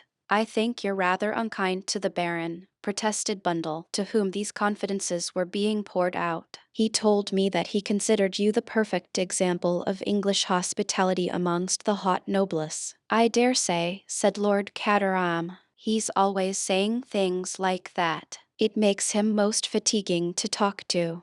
But I can tell you I'm not nearly as much of the hospitable English gentleman as I was. As soon as I can, I shall let Chimneys to an enterprising American and go and live in an hotel. There, if anyone worries you, you can just ask for your bill and go. Cheer up, said Bundle. We seem to have lost Mr. Fish for good. I always found him rather amusing, said Lord Caterham, who was in a contradictory temper. It's that precious young man of yours who has let me in for this. Why should I have this board meeting called in my house? Why doesn't he rent the Larches or Elmhurst or PG 245 some nice villa residence like that at Streatham, and hold his company meetings there? Wrong atmosphere, said Bundle. No one is going to play any tricks on us, I hope, said her father nervously. I don't trust that French fellow, Lemoine. The French police are up to all sorts of dodges. Put India rubber bands round your arm, and then reconstruct the crime and make you jump, and it's registered on a thermometer. I know that when they call out who killed Prince Michael, I shall register 122, or something perfectly frightful, and they'll haul me off to jail at once. The door opened and Treadwell announced, Mr. George Lomax. Mr. Eversley. Enter Cotters, followed by faithful dog, murmured Bundle. Bill made a beeline for her, whilst George greeted Lord Caterham in the genial manner he assumed for public occasions. My dear Caterham, said George, shaking him by the hand, I got your message, and came over, of course. Very good of you, my dear fellow, very good of you. Delighted to see you. Lord Caterham's conscience always drove him onto an excess of geniality, when he was conscious of feeling none. Not that it was my message, but that doesn't matter at all. In the meantime, Bill was attacking Bundle in an undertone. I say, what's it all about? What's this I hear about Virginia bolting off in the middle of the night? She's not been kidnapped, has she? Oh, no, said Bundle. She left a note pinned to the pink cushion in the orthodox fashion. She's not gone off with anyone, has she? Not with that colonial Johnny? I never liked the fellow, and, from all I hear,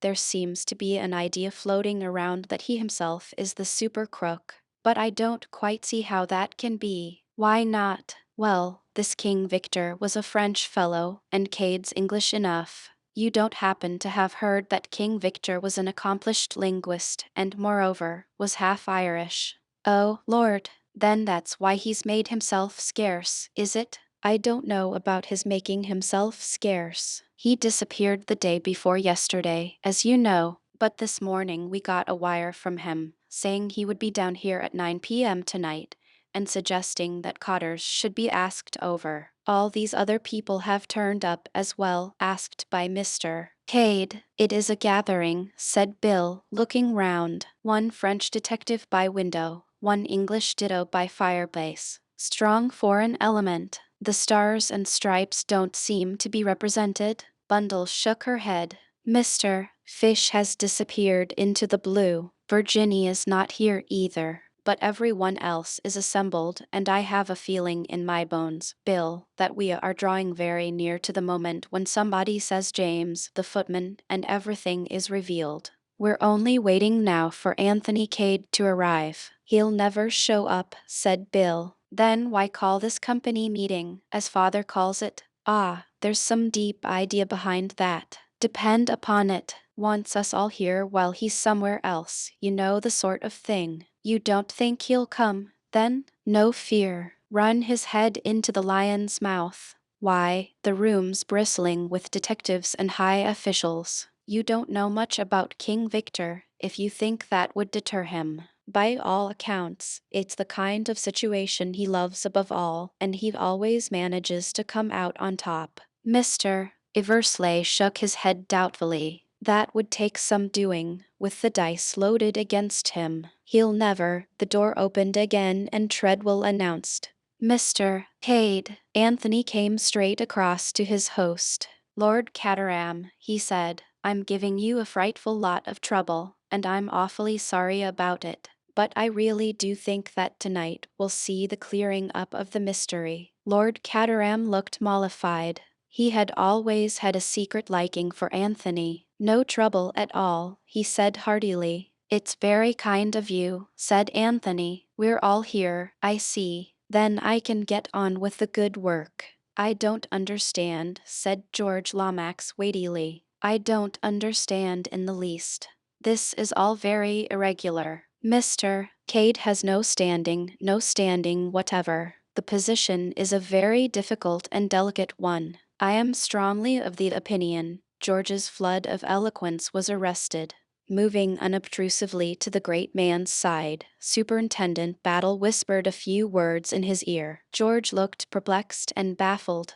Very well, if you say so, he remarked grudgingly, then added in a louder tone, I'm sure we are all willing to listen to what Mr. Cade has to say. Anthony ignored the palpable condescension of the other's tone. It's just a little idea of mine, that's all, he said cheerfully. Probably all of you know that we got hold of a certain message in cipher the other day. There was a reference to Richmond and some numbers. He paused.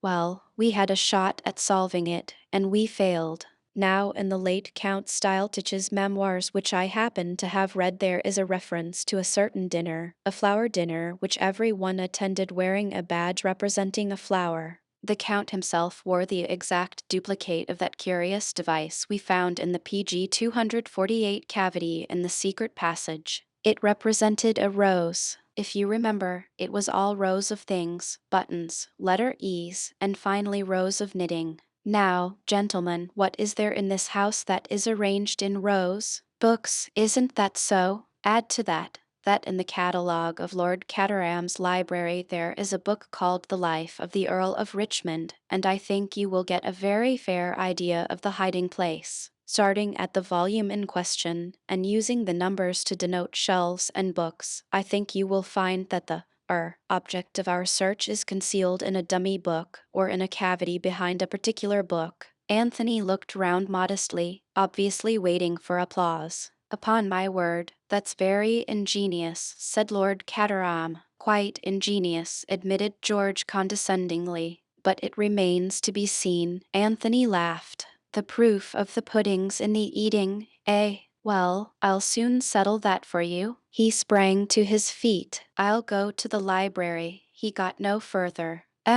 Lemoyne moved forward from the window. Just one moment, Mr. Cade. You permit, Lord Caterham? He went to the writing table and hurriedly scribbled a few lines. He sealed them up in an envelope and then rang the bell. Treadwell appeared in answer to it. Lemoyne handed him the note. See that is delivered at once, if you please. Very good, sir, said Treadwell. With his usual dignified tread he withdrew. Anthony, who had been standing, irresolute, sat down again. What's the big idea, Lemoyne? He asked gently. There was a sudden sense of strain in the atmosphere. If the jewel is where you say it is, well, it has been PG 249 there for over 7 years. A quarter of an hour more does not matter. Go on, said Anthony. That wasn't all you wanted to say? No, it was not. At this juncture, it is unwise to permit any one person to leave the room, especially if that person has rather questionable antecedents. Anthony raised his eyebrows and lighted a cigarette. I suppose a vagabond life is not very respectable, he mused. 2 months ago, Mr. Cade, you were in South Africa. That is admitted. Where were you before that? Anthony leaned back in his chair, idly blowing smoke rings. Canada. Wild Northwest. Are you sure you were not in prison? A French prison? Automatically, Superintendent Battle moved a step nearer the door, as if to cut off a retreat that way, but Anthony showed no signs of doing anything dramatic. Instead, he stared at the French detective and then burst out laughing. My poor Lemoyne, it is a monomania with you. You do truly see King Victor everywhere. So you fancy that I am that interesting gentleman? Do you deny it? Anthony brushed a fleck of ash from his coat sleeve. I never deny anything that amuses me, he said lightly, but the accusation is really too ridiculous. Ah, you think so? The Frenchman leant forward. His face was twitching painfully, and yet he seemed perplexed and baffled, as though something in Anthony's manner puzzled him. What if I tell you, monsieur, that this time, I am out to get King Victor, and nothing shall stop me? Very laudable, was Anthony's comment. You've been out to get him before, though, haven't you, Lemine? And he's got the better of you. Aren't you afraid, PG 250, that may happen again? He's a slippery fellow, by all accounts. The conversation had developed into a duel between the detective and Anthony. Everyone else in the room was conscious of the tension. It was a fight to a finish between the Frenchman, painfully in earnest, and the man who smoked so calmly and whose words seemed to show that he had not a care in the world. If I were you, Lemine, continued Anthony, I should be very, very careful. Watch your step and all that sort of thing. This time, said Lemine grimly, there will be no mistake. You seem very sure about it all, said Anthony, but there's such a thing as evidence, you know. Lemine smiled, and something in his smile seemed to attract Anthony's attention. He sat up and stubbed out his cigarette. You saw that note I wrote just now, said the French detective. It was to my people at the inn. Yesterday I received from France the fingerprints and the Bertillon measurements of King Victor, the so-called Captain O'Neill. I have asked for them to be sent up to me here. In a few minutes we shall know whether you are the man. Anthony stared steadily at him. Then a little smile crept over his face. You're really rather clever, Lemine. I never thought of that. The documents will arrive. You will induce me to dip my fingers in the ink, or something equally unpleasant. You will measure my ears and look for my distinguishing marks. And if they agree, well, said Lemine, if they agree, eh? Anthony leaned forward in his chair. Well, if they do agree, he said very gently, what then? What then? The detective seemed taken aback. PG 251, but I shall have proved then that you are King Victor. But for the first time, a shade of uncertainty crept into his manner. That will doubtless be a great satisfaction to you, said Anthony, but I don't quite see where it's going to hurt me. I'm not admitting anything, but supposing, just for the sake of argument, that I was King Victor, I may be trying to repent, you know. Repent? That's the idea. Put yourself in King Victor's place, Lemine. Use your imagination. You've just come out of prison. You're getting on in life. You've lost the first fine rapture of the adventurous life. Say, evening, that you meet a beautiful girl. You think of marrying and settling down somewhere in the country where you can grow vegetable marrows. You decide from henceforth to lead a blameless life. Put yourself in King Victor's place. Can't you imagine feeling like that? I do not think that I should feel like that, said Lemine with a sardonic smile. Perhaps you wouldn't, admitted Anthony, but then you're not King Victor, are you? You can't possibly know what he feels like. But it is nonsense, what you are saying there, spluttered the Frenchman. Oh, no, it isn't. Come now, Lemine, if I'm King Victor, what have you against me after all? You could never get the necessary evidence in the old days, remember. I've served my sentence, and that's all there is to it. I suppose you could arrest me for the French equivalent of loitering with intent to commit a felony, but that would be poor satisfaction, wouldn't it? You forget, said Lemine. America, how about this business of obtaining money under false pretenses, and passing yourself off as Prince Nicholas Abalovich? No good, Lemine, said Anthony. I was nowhere near America at the time, and I can prove that easily. PG 252 enough. If King Victor impersonated Prince Nicholas in America, then I'm not King Victor. You're sure he was impersonated? That it wasn't the man himself? Superintendent Battle suddenly interposed. The man was an impostor all right, Mr. Cade. I wouldn't contradict you, Battle, said Anthony. You have such a habit of being always right. Are you equally sure that Prince Nicholas died in the Congo? Battle looked at him curiously. I wouldn't swear to that, sir, but it's generally believed. Careful man. What's your motto? Plenty of rope, eh? I've taken a leaf out of your book. I've given M. Lemine plenty of rope. I've not denied his accusations, but, all the same, I'm afraid he's going to be disappointed. You see, I always believe in having something up one's sleeve. Anticipating that some little unpleasantness may arise here, I took the precaution to bring a trump card along with me. Or rather he, is upstairs. Upstairs? Said Lord Caterham, very interested.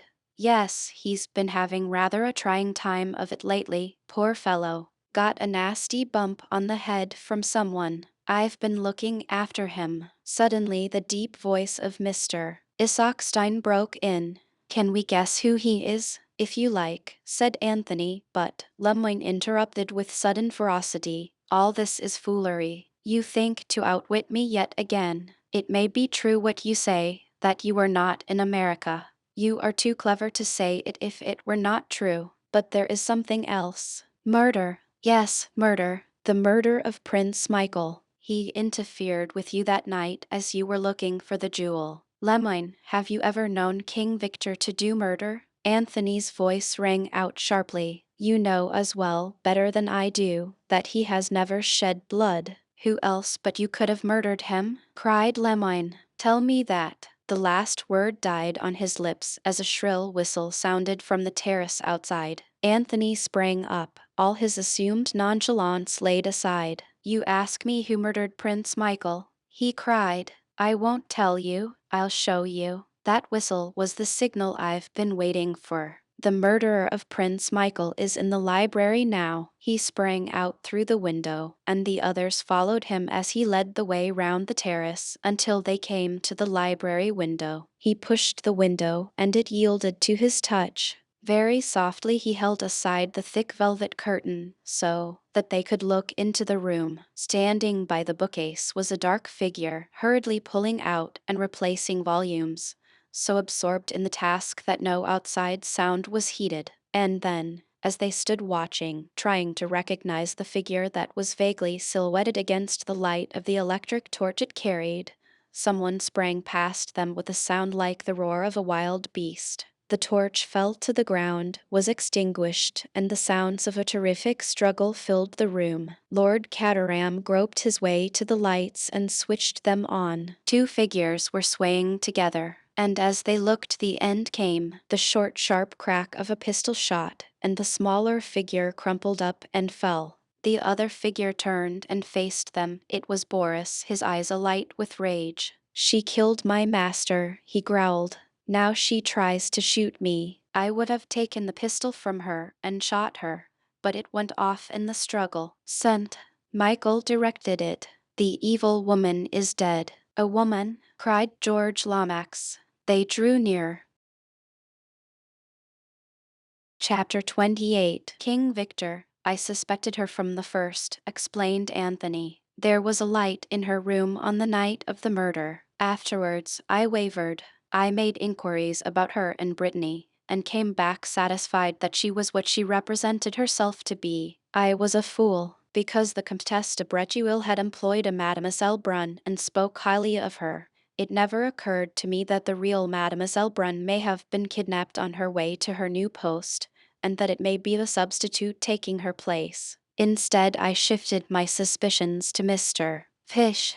It was not until he had followed me to Dover, and we had had a mutual explanation, that I began to see clearly. Once I knew that he was a Pinkerton's man. Trailing King Victor, my suspicions swung back again to their original object. The thing that worried me most was that Mrs. Revel had definitely recognized the woman. Then I remembered that it was only after I had mentioned her being Madame de Bretuil's governess, and all she had said was that accounted for the fact that the woman's face was familiar to her. Superintendent Battle will tell you that a deliberate plot was formed to keep Mrs. Revel from coming to Chimneys. Nothing more nor less than a dead body, in fact. And though the murder was the work of the comrades of the Red Hand, punishing supposed treachery on the part of the victim, the staging of it, and the absence of the comrades' sign manual, pointed to some abler intelligence directing operations. From the PG 255 first, I suspected some connection with Czechoslovakia. Mrs. Revel was the only member of the house party who had been to the country. I suspected at first that someone was impersonating Prince Michael, but that proved to be a totally erroneous idea. When I realized the possibility of Mademoiselle Brun's being an impostor, and added to that the fact that her face was familiar to Mrs. Revel, I began to see daylight. It was evidently very important that she should not be recognized, and Mrs. Revel was the only person likely to do so. But who was she? Said Lord Caterham. Someone Mrs. Revel had known in Czechoslovakia. I think the Baron may be able to tell us, said Anthony. The Baron stared at him, then down at the motionless figure. Look well, said Anthony. Don't be put off by the makeup. She was an actress once, remember. The Baron stared again. Suddenly he started. God in heaven, he breathed. It is not possible. What is not possible? Asked George. Who is the lady? You recognize her, Baron? No, no, it is not possible. The Baron continued to mutter. She was killed. They were both killed. On the steps of the palace. Her body was recovered. Mutilated and unrecognizable, Anthony reminded him. She managed to put up a bluff.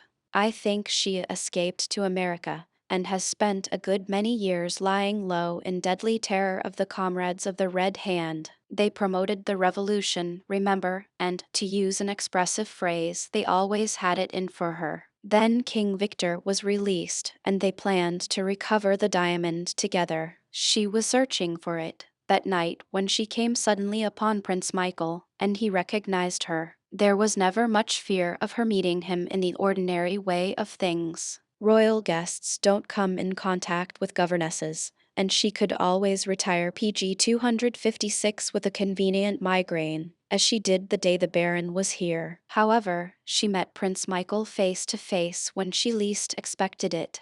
Exposure and disgrace stared her in the face. She shot him. It was she who placed the revolver in Isaacstein's suitcase, so as to confuse the trail, and she who returned the letters. Lemoyne moved forward. She was coming down to search for the jewel that night, you say, he said. May she not have been going to meet her accomplice, King Victor, who was coming from outside?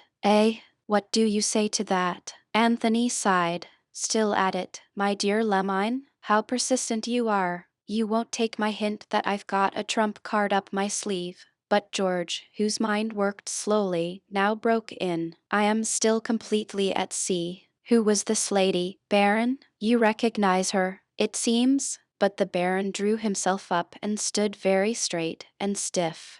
You are in error, Mr. Lomax. To my knowledge I have not this lady seen before. A complete stranger she is to me, but George stared at him, bewildered. The Baron took him into a corner of the room and murmured something into his ear. Anthony watched with a good deal of enjoyment, George's face turning slowly purple, his eyes bulging, and all the incipient symptoms of apoplexy. A murmur of George's throaty voice came to him. Certainly, by all means, no need at all complicate situation. Utmost discretion. Lemoyne hit the table sharply with his hand. I do not care about all this. The murder of Prince Michael, that was not my affair. I want King Victor. Anthony shook his head gently. I'm sorry for you, Lemoyne. You're really a very able fellow. But, all the same, you're going to lose the trick. I'm about to play my trump card. He stepped across the room and rang the bell. Treadwell answered it. A gentleman arrived with me this evening, Treadwell. Yes, sir, a foreign gentleman. Quite so. Will you kindly ask him to join us here as soon as possible? Yes, sir. Treadwell withdrew. Entry of the trump card. The mysterious Monsieur X, remarked Anthony. Who is he? Can anyone guess? Putting two and two together, said Hermann Isaacstein. What with your mysterious hints this morning, and your attitude this afternoon, I should say there was no doubt about it. Somehow or other you've managed to get hold of Prince Nicholas of Czechoslovakia. You think the same, Baron? I do, unless yet another impostor you have put forward. But that I will not believe. With me, your dealings most honorable have been. Thank you, Baron. I shan't forget those words. So you are all agreed? His eyes swept round the circle of waiting faces. Only Lemoyne did not respond, but kept his eyes fixed sullenly on the table. Anthony's quick ears had caught the sound of footsteps outside in the hall. "And yet, you know," he said with a queer smile, "you're all wrong." He crossed swiftly to the door and flung it open. A man stood on the threshold, a man with a neat black beard, eyeglasses, and a foppish appearance slightly marred by a bandage round the head. "Allow me to present you to the real Monsieur Lemoyne of the Esrat." There was a rush and a scuffle, and then the nasal tones of Mr. Hiram Fish rose bland and reassuring from the window. "No, you don't, sonny, not this way. I have been stationed here this whole evening for the particular purpose of preventing your escape. You will observe that I have you covered well and good with this gun of mine." Chapter 29. Further explanations. "You owe us an explanation, I think, Mr. Cade," said Herman Isaacstein, somewhat later in the evening. "There's nothing much to explain," said Anthony modestly. "I went to Dover and Fish followed me under the impression that I was King Victor. We found a mysterious stranger imprisoned there, and as soon as we heard his story we knew where we were. The same idea again, you see. The real man kidnapped and the false one, in this case King Victor himself, takes his place. But it seems that Battle here always thought there was something fishy about his French colleague, and wired to Paris for his fingerprints and other means of identification." "Ah," cried the Baron, "the fingerprints, the Bertillon measurements that scoundrel talked about." "It was a clever idea," said Anthony. "I admired it so much that I felt forced to play up.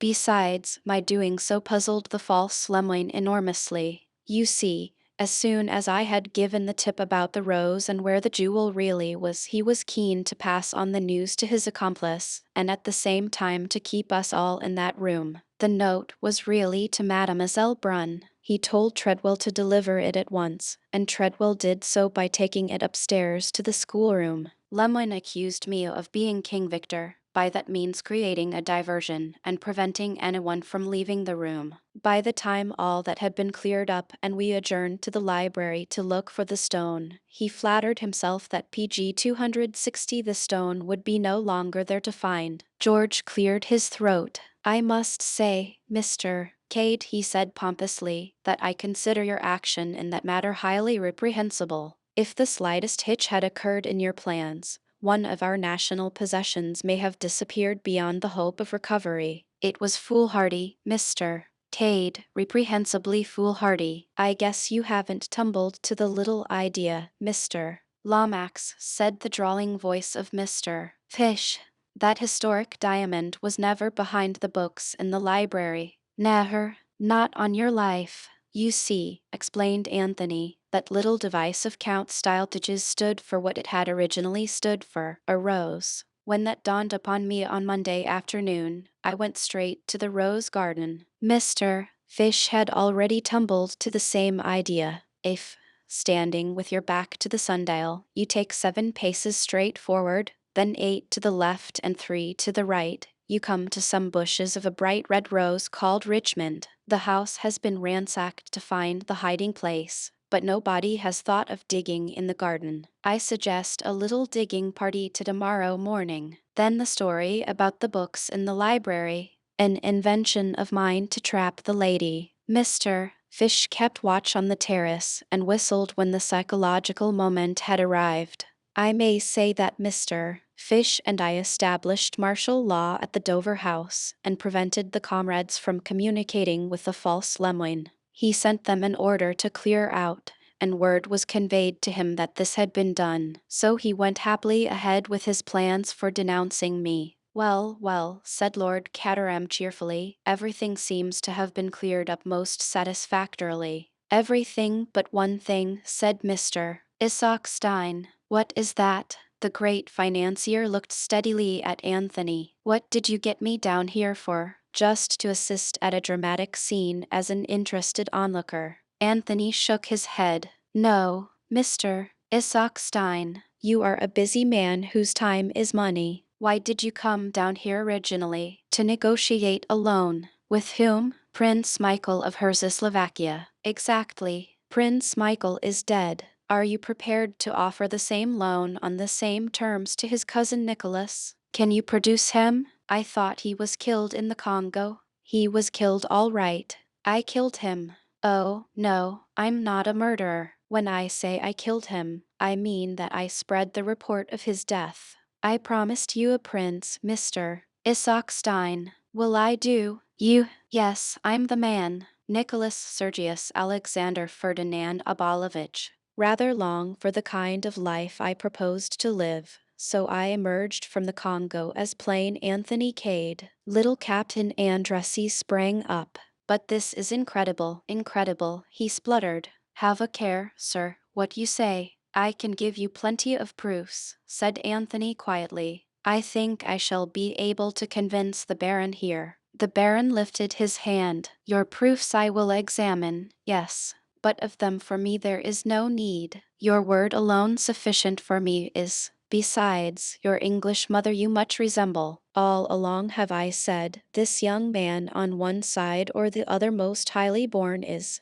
You have always trusted my word, Baron, said Anthony. I can assure you that in the days to come I shall not forget. Then he looked over at Superintendent Battle, whose face had remained perfectly expressionless. You can understand, said Anthony with a smile, that my position has been extremely precarious. Of all those in the house I may be supposed to have the best reason for wishing Michael Abalovich out of the way, since I was the next heir to the throne. I've been extraordinarily afraid of Battle all along. I always felt that he suspected me, but that he was held up by lack of motive. I never believed for a minute that you'd shot him, sir, said Superintendent Battle. We've got a feeling in such matters. But I knew that you were afraid of something, and you puzzled me. If I'd known sooner who you really were, I dare say I'd have yielded to the evidence and arrested you. I'm glad I managed to keep one guilty secret from you. You wormed everything else out of me all right. You're a damned good man at your job, Battle. I shall always think of Scotland Yard with respect. Most amazing, muttered George.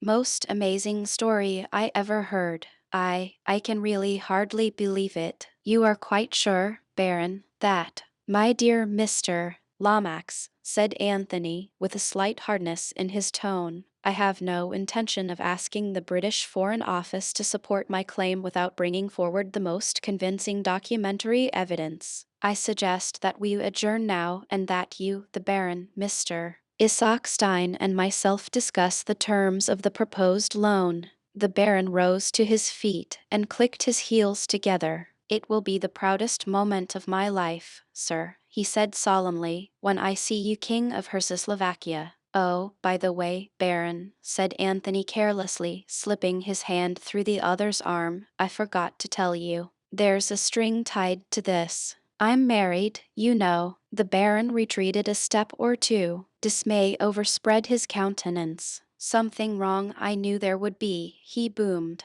Merciful God in heaven. He has married a black woman in Africa. Come, come, it's not so bad as all that, said Anthony, laughing. She's white enough, white all through, bless her. Good. A respectable morganatic affair it can be, then. Not a bit of it. She's to play queen to my king. It's no use shaking your head. She's fully qualified for the post. She's the daughter of an English peer who dates back to the time of the Conqueror. It's very fashionable just now for royalties to marry into the aristocracy, and she knows something of Slovakia. My God, cried George Lomax, startled out of his usual careful speech. Not Virginia Revel. Yes, said Anthony, Virginia Revel. My dear fellow, cried Lord Caterham, I mean, sir, I congratulate you, I do truly. A delightful creature. Thank you, Lord Caterham, said Anthony. She's all you say and more. But Mr. Isaac Stein was regarding him curiously. You'll excuse my asking your highness, but when did this marriage take place? Anthony smiled back at him. Chapter 30. Anthony signs on for a new job if you will go on. Gentlemen, I will follow you in a minute, said Anthony. He waited whilst the others filed out, and then turned to where Superintendent Battle was standing, apparently absorbed in examining the paneling. Well, Battle, want to ask me something, don't you? Well, I do, sir, though I don't know how you knew I did, but I always marked you out as being specially quick in the uptake. I take it that the lady who is dead was the late Queen Veraka. Quite right, Battle. It'll be hushed up, I hope. You can understand what I feel about family skeletons. Trust Mr. Lomax for that, sir. No one will ever know. That is, a lot of people will know, but it won't get about. Was that what you wanted to ask me about? No, sir, that was only in passing. I was curious to know just what made you drop your own name, if I'm not taking too much of a liberty. Not a bit, I'll tell you. I killed myself from the purest motives, Battle. My mother was English. I'd been educated in England, and I was far more interested in England than in Czechoslovakia. And I felt an absolute fool knocking about the world with a comic opera title tacked onto me. You see, when I was very young, I had democratic ideas, believed in the purity of ideals and the equality of all men. I especially disbelieved in kings and princes. And since then? Asked Battle shrewdly. Oh, since then, I've traveled and seen the world. There's damned little equality going about. Mind you, I still believe in democracy, but you've got to force it on people with a strong hand, ram it down their throats. Men don't want to be brothers, they may someday, but they don't now. My final belief in the brotherhood of man died the day I arrived in London last week, when I observed the people standing in a tube train resolutely refuse to move up and make room for those who entered. You won't turn people into angels by appealing to their better natures just yet a while, but by judicious force you can coerce them into behaving more or less decently to one another to go on with. I still believe in the brotherhood of man, but it's not coming yet a while. Say another 10,000 years or so. It's no good being impatient. Evolution is a slow process. I'm very interested in these views of yours, sir, said Battle with a twinkle. And if you'll allow me to say so, I'm sure you'll make a very fine king out there. Thank you, Battle, said Anthony with a sigh. You don't seem very happy about it, sir. Oh, I don't know. I dare say it will be rather fun, but it's tying oneself down to regular work. I've always avoided that before, but you consider it your duty, I suppose, sir? Good Lord, no. What an idea. It's a woman, it's always a woman, Battle. I'd do more than be a king for her sake. Quite so, sir. I've arranged it so that the Baron and Isaacstein can't kick. The one wants a king and the other wants oil. They'll both get what they want, and I've got, oh, Lord, Battle, have you ever been in love? I am much attached to Mrs.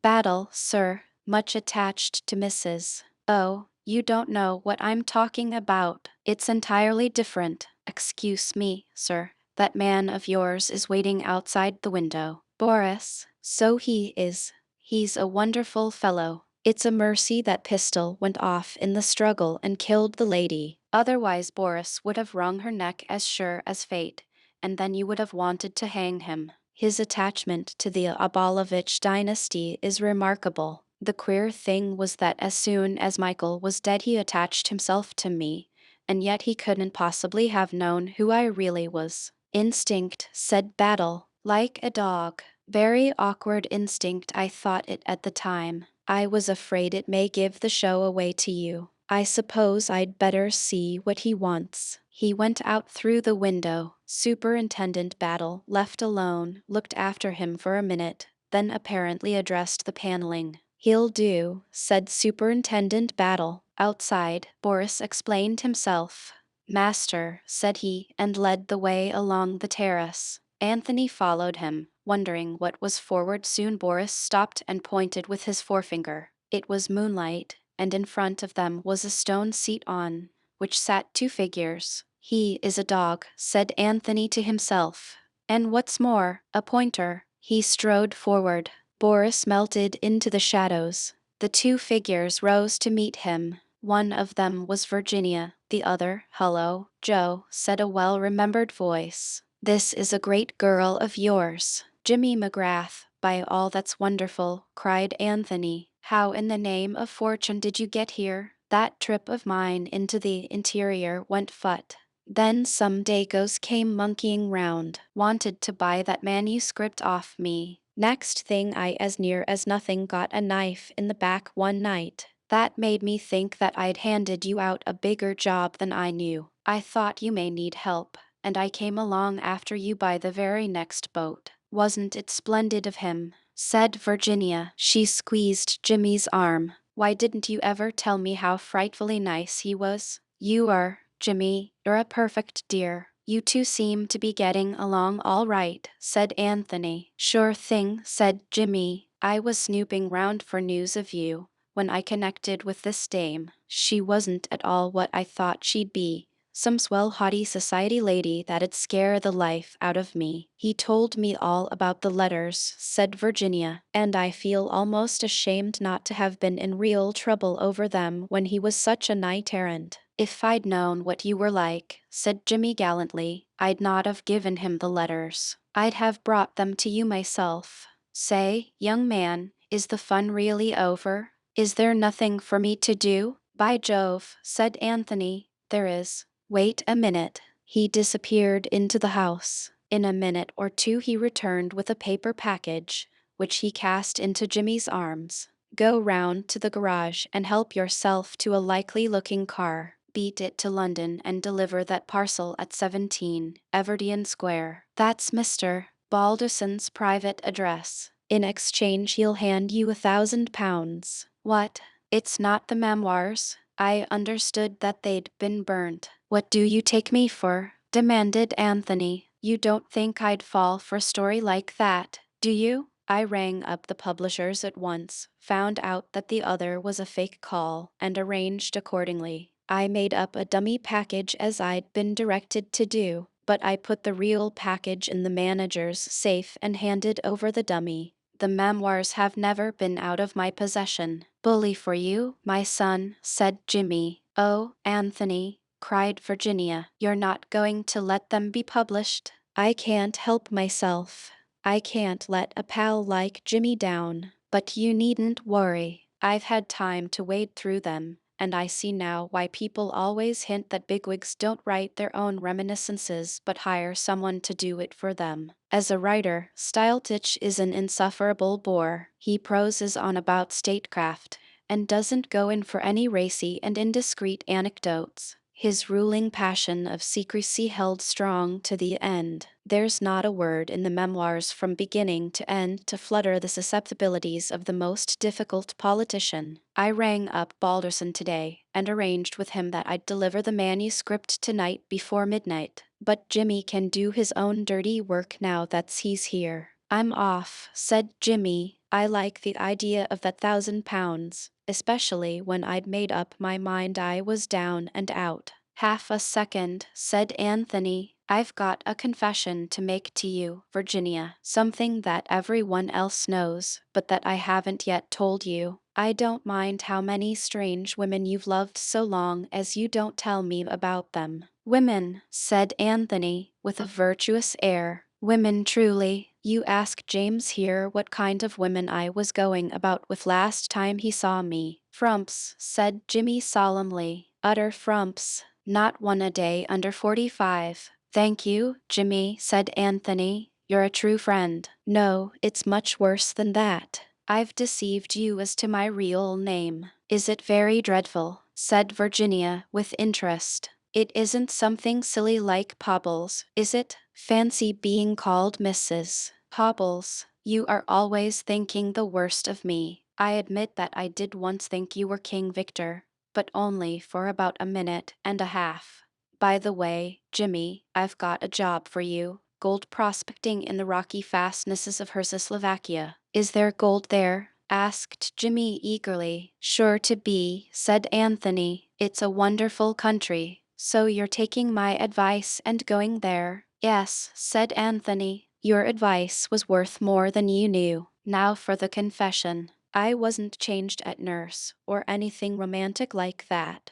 but nevertheless I am really Prince Nicholas Abalovich of Herzoslovakia. Oh, Anthony, cried Virginia, how perfectly screaming. And I have married you. What are we going to do about it? We'll go to Herzoslovakia and pretend to be kings and queens. Jimmy McGrath once said that the average life of a king or queen out there is under 4 years. I hope you don't mind? Mind? Cried Virginia. I shall love it. Isn't she great? Murmured Jimmy. Then, discreetly, he faded into the night. A few minutes later the sound of a car was heard. Nothing like letting a man do his own dirty work, said Anthony, with satisfaction. Besides, I didn't know how else to get rid of him. Since we were married, I've not had 1 minute alone with you. We'll have a lot of fun, said Virginia, teaching the brigands not to be brigands and the assassins not to assassinate, and generally improving the moral tone of the country. I like to hear these pure ideals, said Anthony. It makes me feel my sacrifice has not been in vain. Rot, said Virginia calmly. You'll enjoy being a king. It's in your blood, you know. You were brought up to the trade of royalty, and you've got a natural aptitude for it.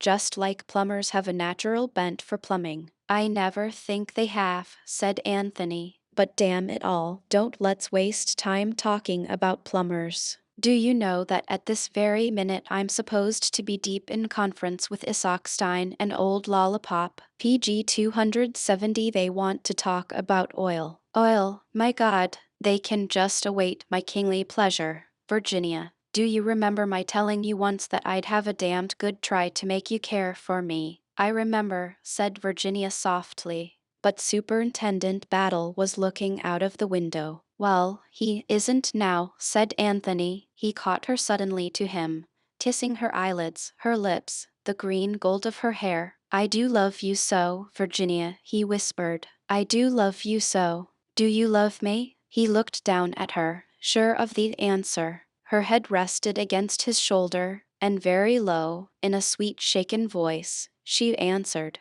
not a bit, you little devil, cried Anthony, kissing her again.